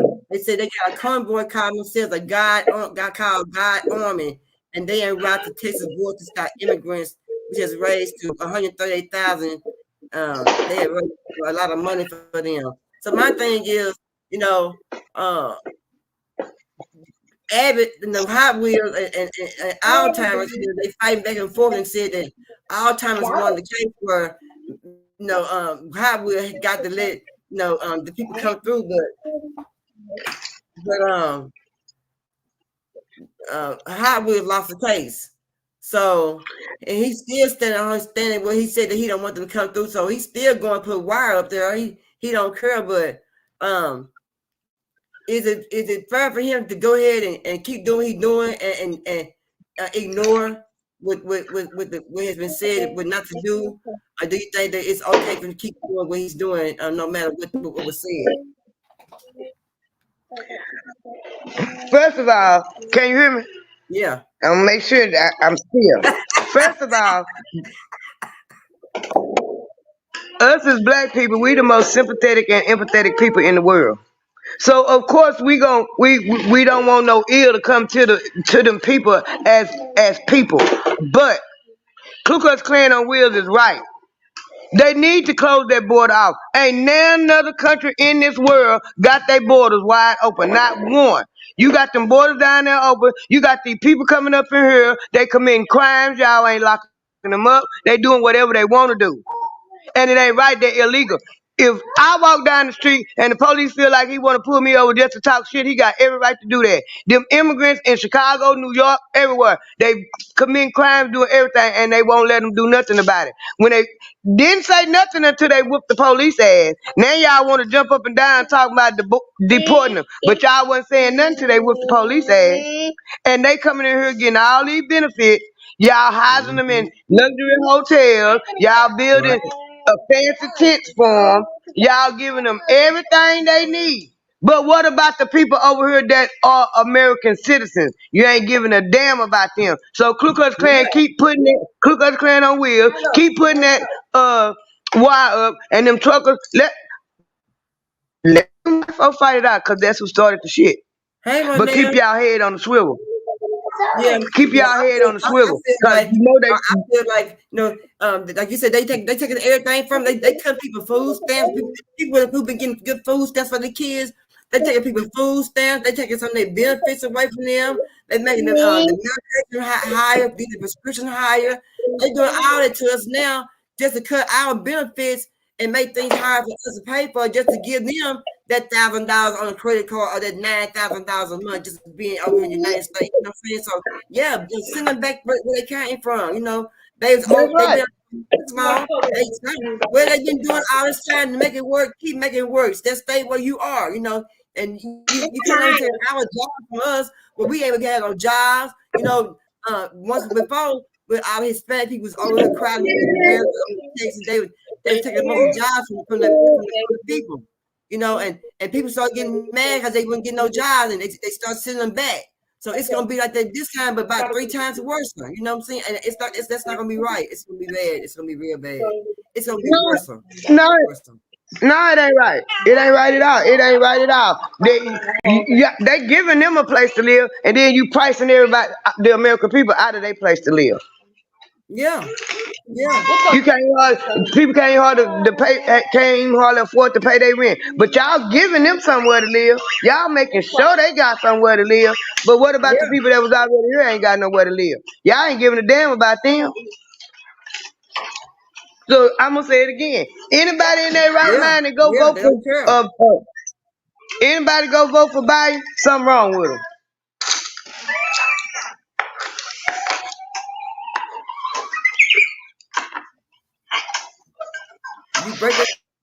You break it up. Say it again. You broke up. You break it up. I said anybody that vote for Biden, something wrong with him, because he don't care nothing about the American people. He don't care nothing about black, white, nothing. He don't care nothing about the American people. You don't. You definitely don't.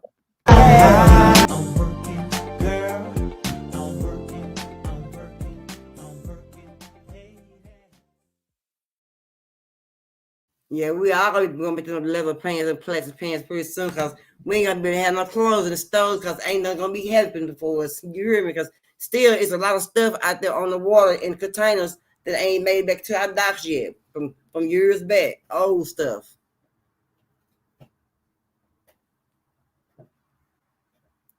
You know, so but the canned goods stay good for so long. But there's a lot of stuff still out there in the water that has not made it to the docks that they still got in containers that they hadn't put out on shelves. That's why a lot of shelves is empty. Not only that, a lot of food, and I had a lot of recalls on a lot of food. So you gotta be careful about what you eat, you know what I'm saying? Then, you know, you have to question yourself, how long you been eating this certain kind of food. The USDA ain't really been doing their job as far as, you know, the contamination on the meat and, you know, the salmonella and stuff like that. It was going on with the meat and stuff. So there's, you know, but as I, you know, you get to watch what you eat now, you know what I'm saying? Watch your labels and make sure you're not eating the lab grown meat. You see what I'm saying? I watch my labels. So just make sure, like I always tell y'all watch your labels when you go to stores and stuff, because, you know, you just don't know what you're eating nowadays. But now the meat that's not lab grown, it's done got high, you know what I'm saying?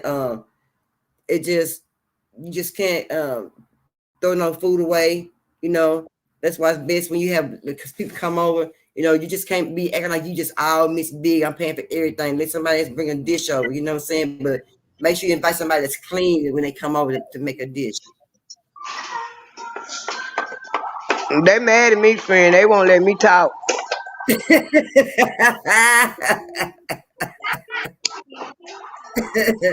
They'll be all right. They sure will. I'm still gonna say what I feel and what I think.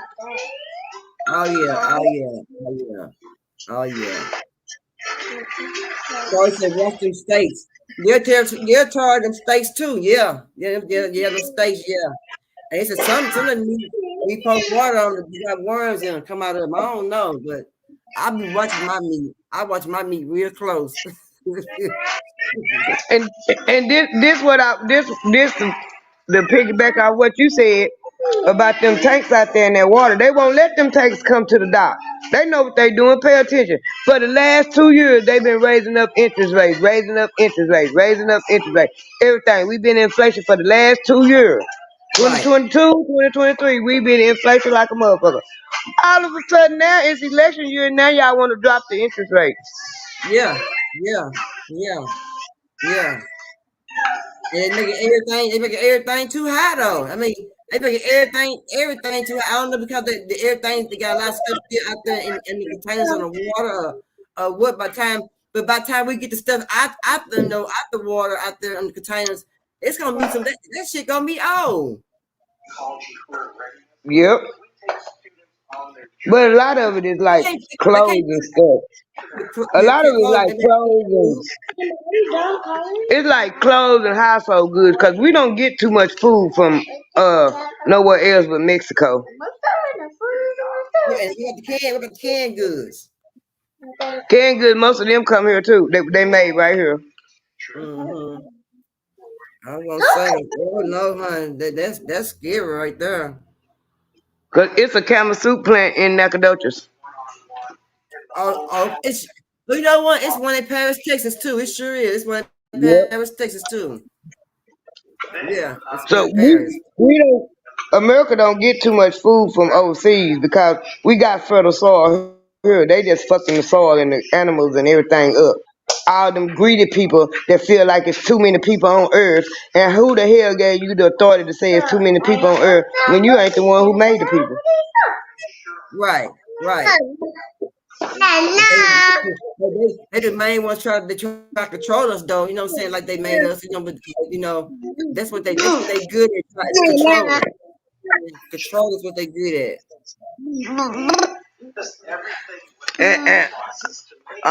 Don't get me wrong now, because I am a loving person. I'm a loving person. I love the kids. I love people. Can you hear me? Yeah.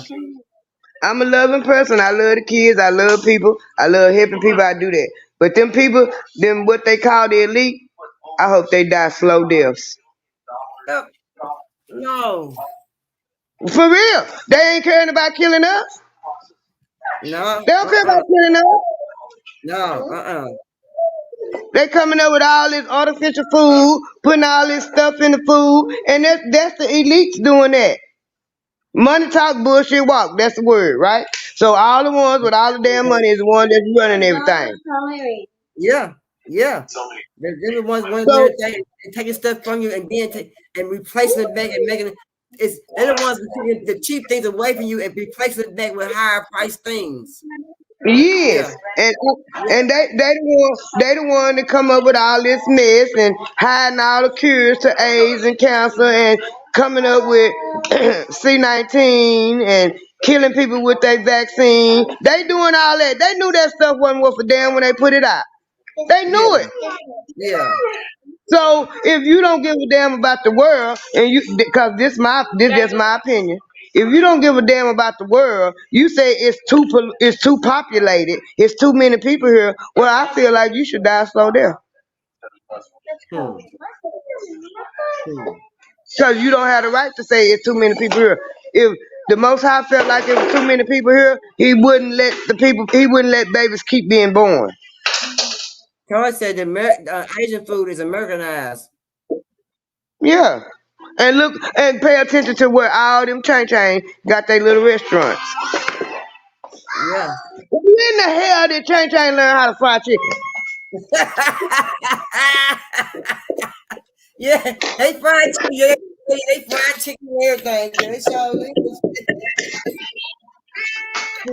They make a hamburger and everything. They cook all kind of food now. Yeah. And all of it is the hair stores, their little restaurants, even if they selling they food. They don't go over there to them white folks and put them in their neighborhood. They bring it and get our money. That's right. And college niggas and everything else. Mm-hmm. Watch us like a hot. Why we gonna take everything out the store and we got our own money? Don't be watching me. Hurry up and buy. Yep. I'm gonna have them buy. Yeah, they do that. But like you said, they was taught to do that. They was taught to do that. Yep. They was taught to do that. Yeah, Just like just like they say, we don't do nothing but steal. We sorry, we lazy, we don't want to work. The average black person got a job. right. The average black person got a job, and we That's raise our kids to grow up and get jobs. So how the fuck is we lazy? No, we ain't lazy. We work. The ones who want to have something, the ones who were raised up in the household the right way with the mother and father, without the mother and father, they want to have things nice, and they know the same that are never for me to have these nice things that I got to go to work and get it. Ain't nobody gonna give it to me. And I ain't no thief. I wasn't taught to steal.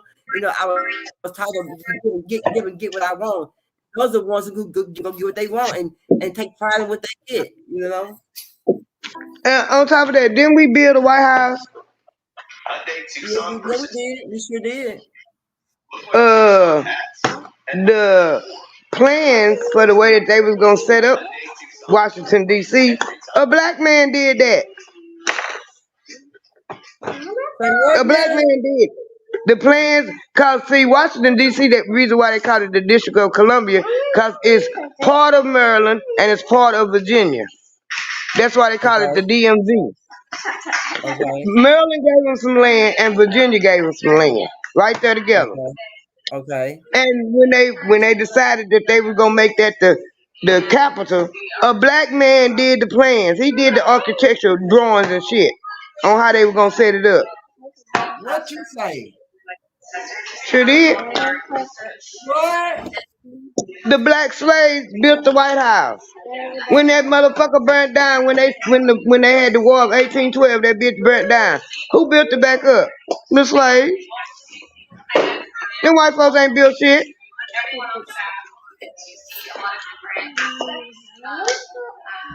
So basically, they just took credit for it.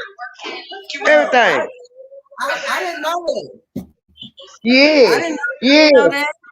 Oh my goodness. Black man did that. Yeah. I'm gonna tell you something else you might not know.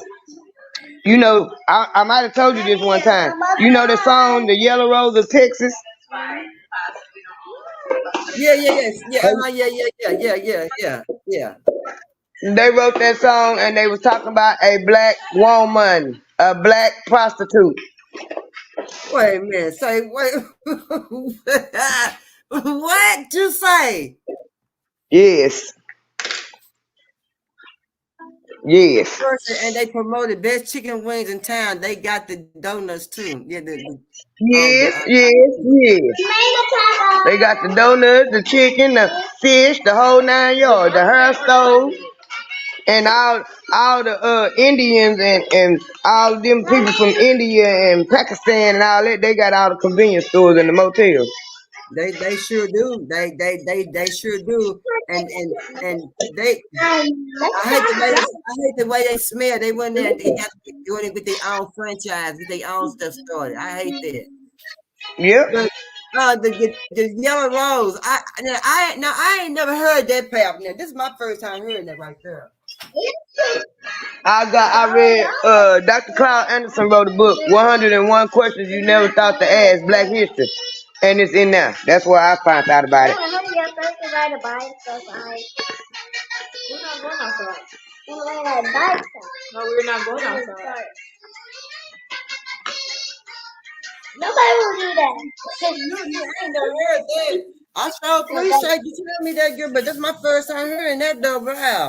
I'm telling you, I learn something every time. Every time I learn, every time. It's called A Black History Reader, 101 Questions You Never Thought to Ask, by Dr. Claude Anderson. I didn't know that. I'm gonna tell you something else a lot of people don't know. I'm gonna tell you something else a lot. You know what? The Central Park in New York? Yeah. That was called Seneca Village. Then nothing lived. Black people owned that. It was called Seneca Village. and it was nothing but black people who lived there. And they went in there and took it and made it a park. Shut your doggone mouth.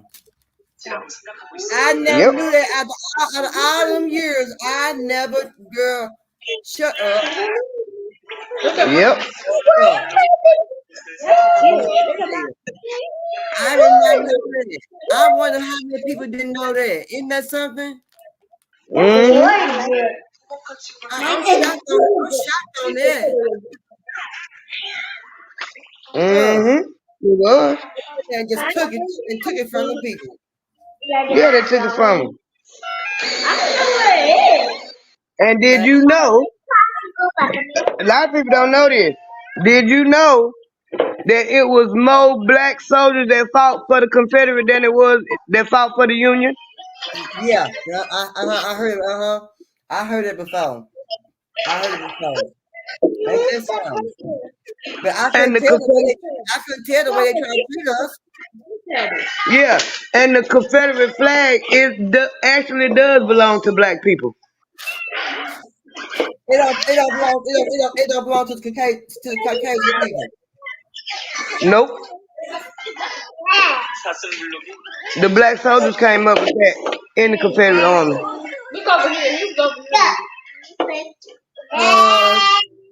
Cassandra on point. Flocka and ODB people from there. Okay. I didn't know that. Golly, I didn't know that. See her? I'm talking about? I didn't know that. Yep. See, it's a see. I guess on what's the day? On Wednesday, we come back and talk about some Black history. Yeah. Mm-hmm. Yeah, I'll touch on my 101 black question, because there's a lot of stuff in here that I didn't know. And it's a lot of stuff in here. 101 what now? 101 what? It's called a Black History Reader. 101 questions you never thought to ask.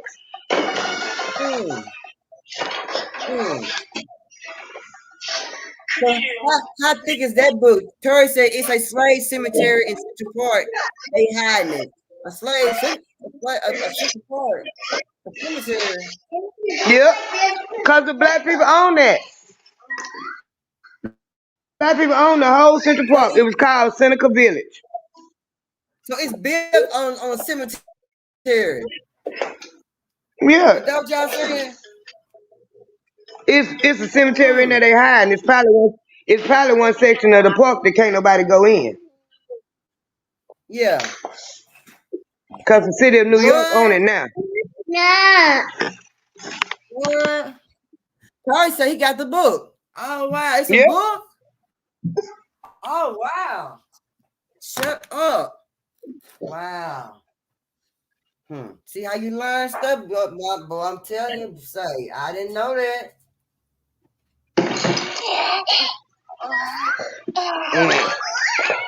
Yeah, I touch up on a little mine and bring y'all some more. I got some Black History playing cards. I got some Black History cards, and I got this book. Okay, that'll work. One day we're gonna also come back. I'm gonna get with Tori and get with Jamal and see what day they see. I'm gonna do it and see if I get one of your oldest son come on, on here and maybe your husband, and we're gonna have us a man talk one day. Okay.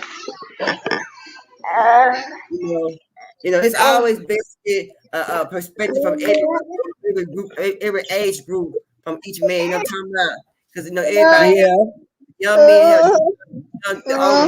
older men have a different outlook of how the young people, think sometimes, stuff like that. But and see how we talk about how we try to get more men to be stable inside their household as well. Charles of Purpose. It's a slave cemetery off of 75. It's a slave buried under the freeway. Wait. The slaves buried under the freeway of 75?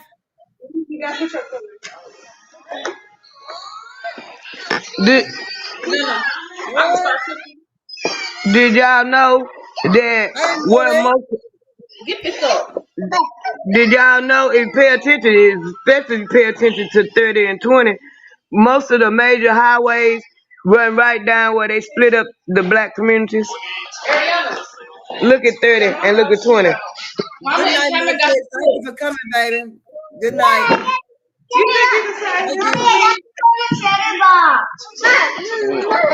didn't know that. I didn't know that. I mean, wait a minute. So you trying to say downtown going south down to split up from downtown? That's why the freeway built like that and the crisscross right there. What you trying to say?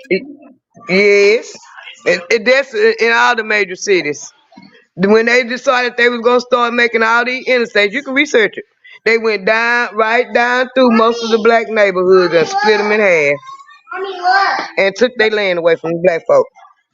Tori said the cemetery by Central Park is right there downtown by Lemon. I didn't know that, Tori.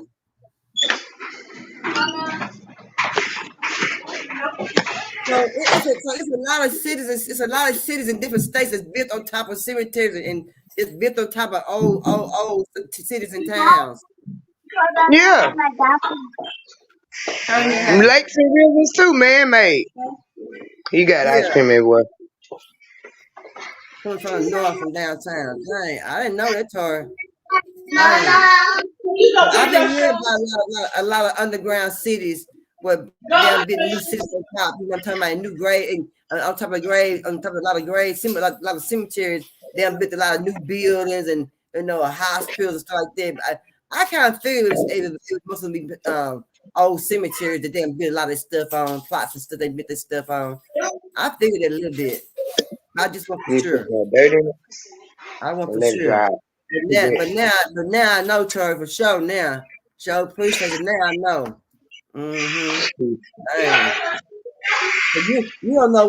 So you don't know what you walking on when you walking in.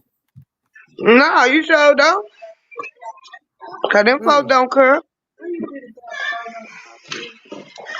Also, they in slave cemeteries in South Texas. Dang.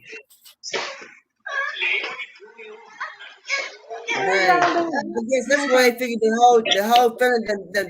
I guess when they do cemeteries like that, that's where the whole family or the whole community passed away. I guess ain't nobody else in the cemetery in the community. I guess I know. Or they got them people. They go off in them. They take the people where they know they scam and all that, or run them off.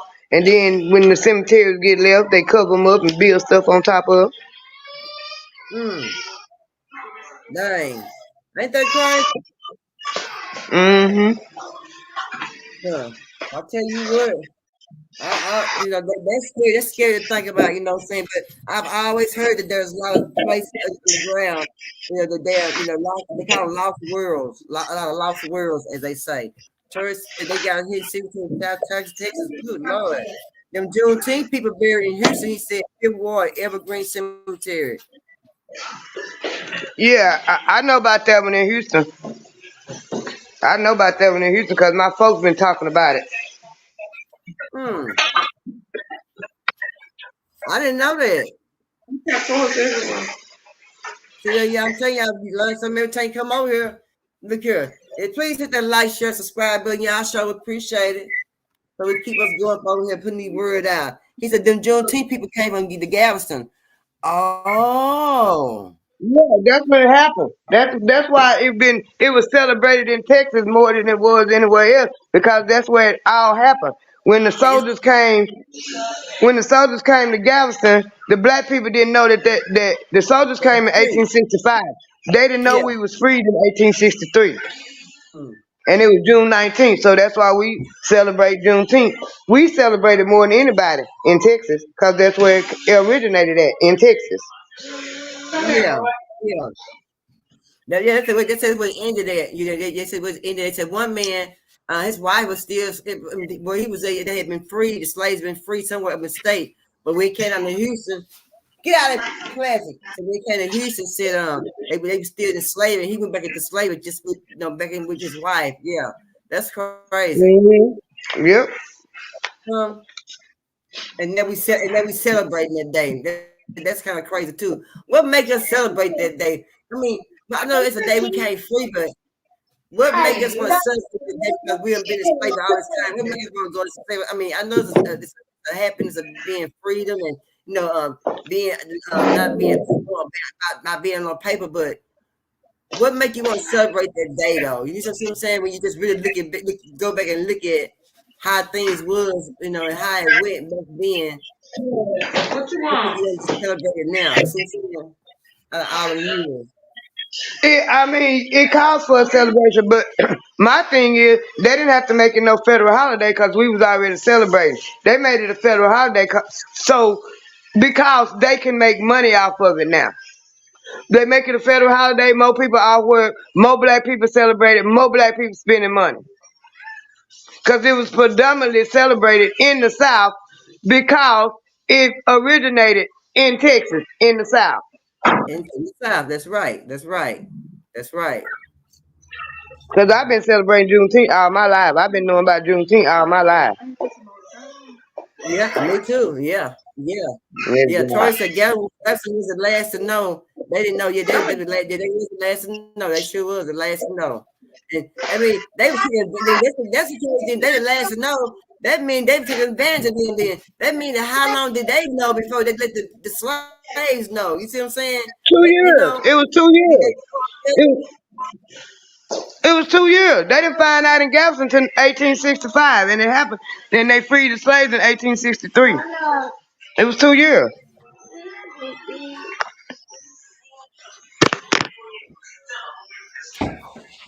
Yeah. They still take advantage of them, getting work out of them, even though they knew. You see what I'm talking about? Ain't that crazy? Yep. They still get advantage out of them. Well, I don't know, but that's something we celebrate. That's a man-made holiday, but we celebrate it. People enjoy. People get the day off from work. And that's when we had the fried chicken and the barbecue and the barbecue, grill barbecue, and we party, drink our red sodas. I eat our watermelon and stuff like that. That's a good day for everybody. But you know what I'm saying? I do enjoy that day. I enjoy that day in June. I enjoy Juneteenth. First, when they sell in Houston, they sell in Fifth Ward. They built a church with 4 houses. They built a church. I didn't know. Tori, you know a lot. To y'all church with his people and his history. He really touched with it. All right, Tori. See that? You kind of person can mentor young friends. Yeah. Yeah, and I'm gonna tell y'all something. I'm telling the truth too.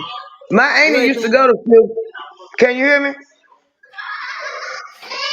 Can you hear me? Yeah. Yeah.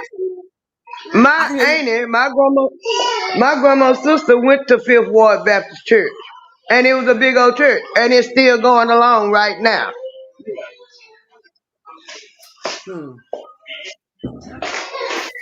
Yeah, they built churches before they built anything here.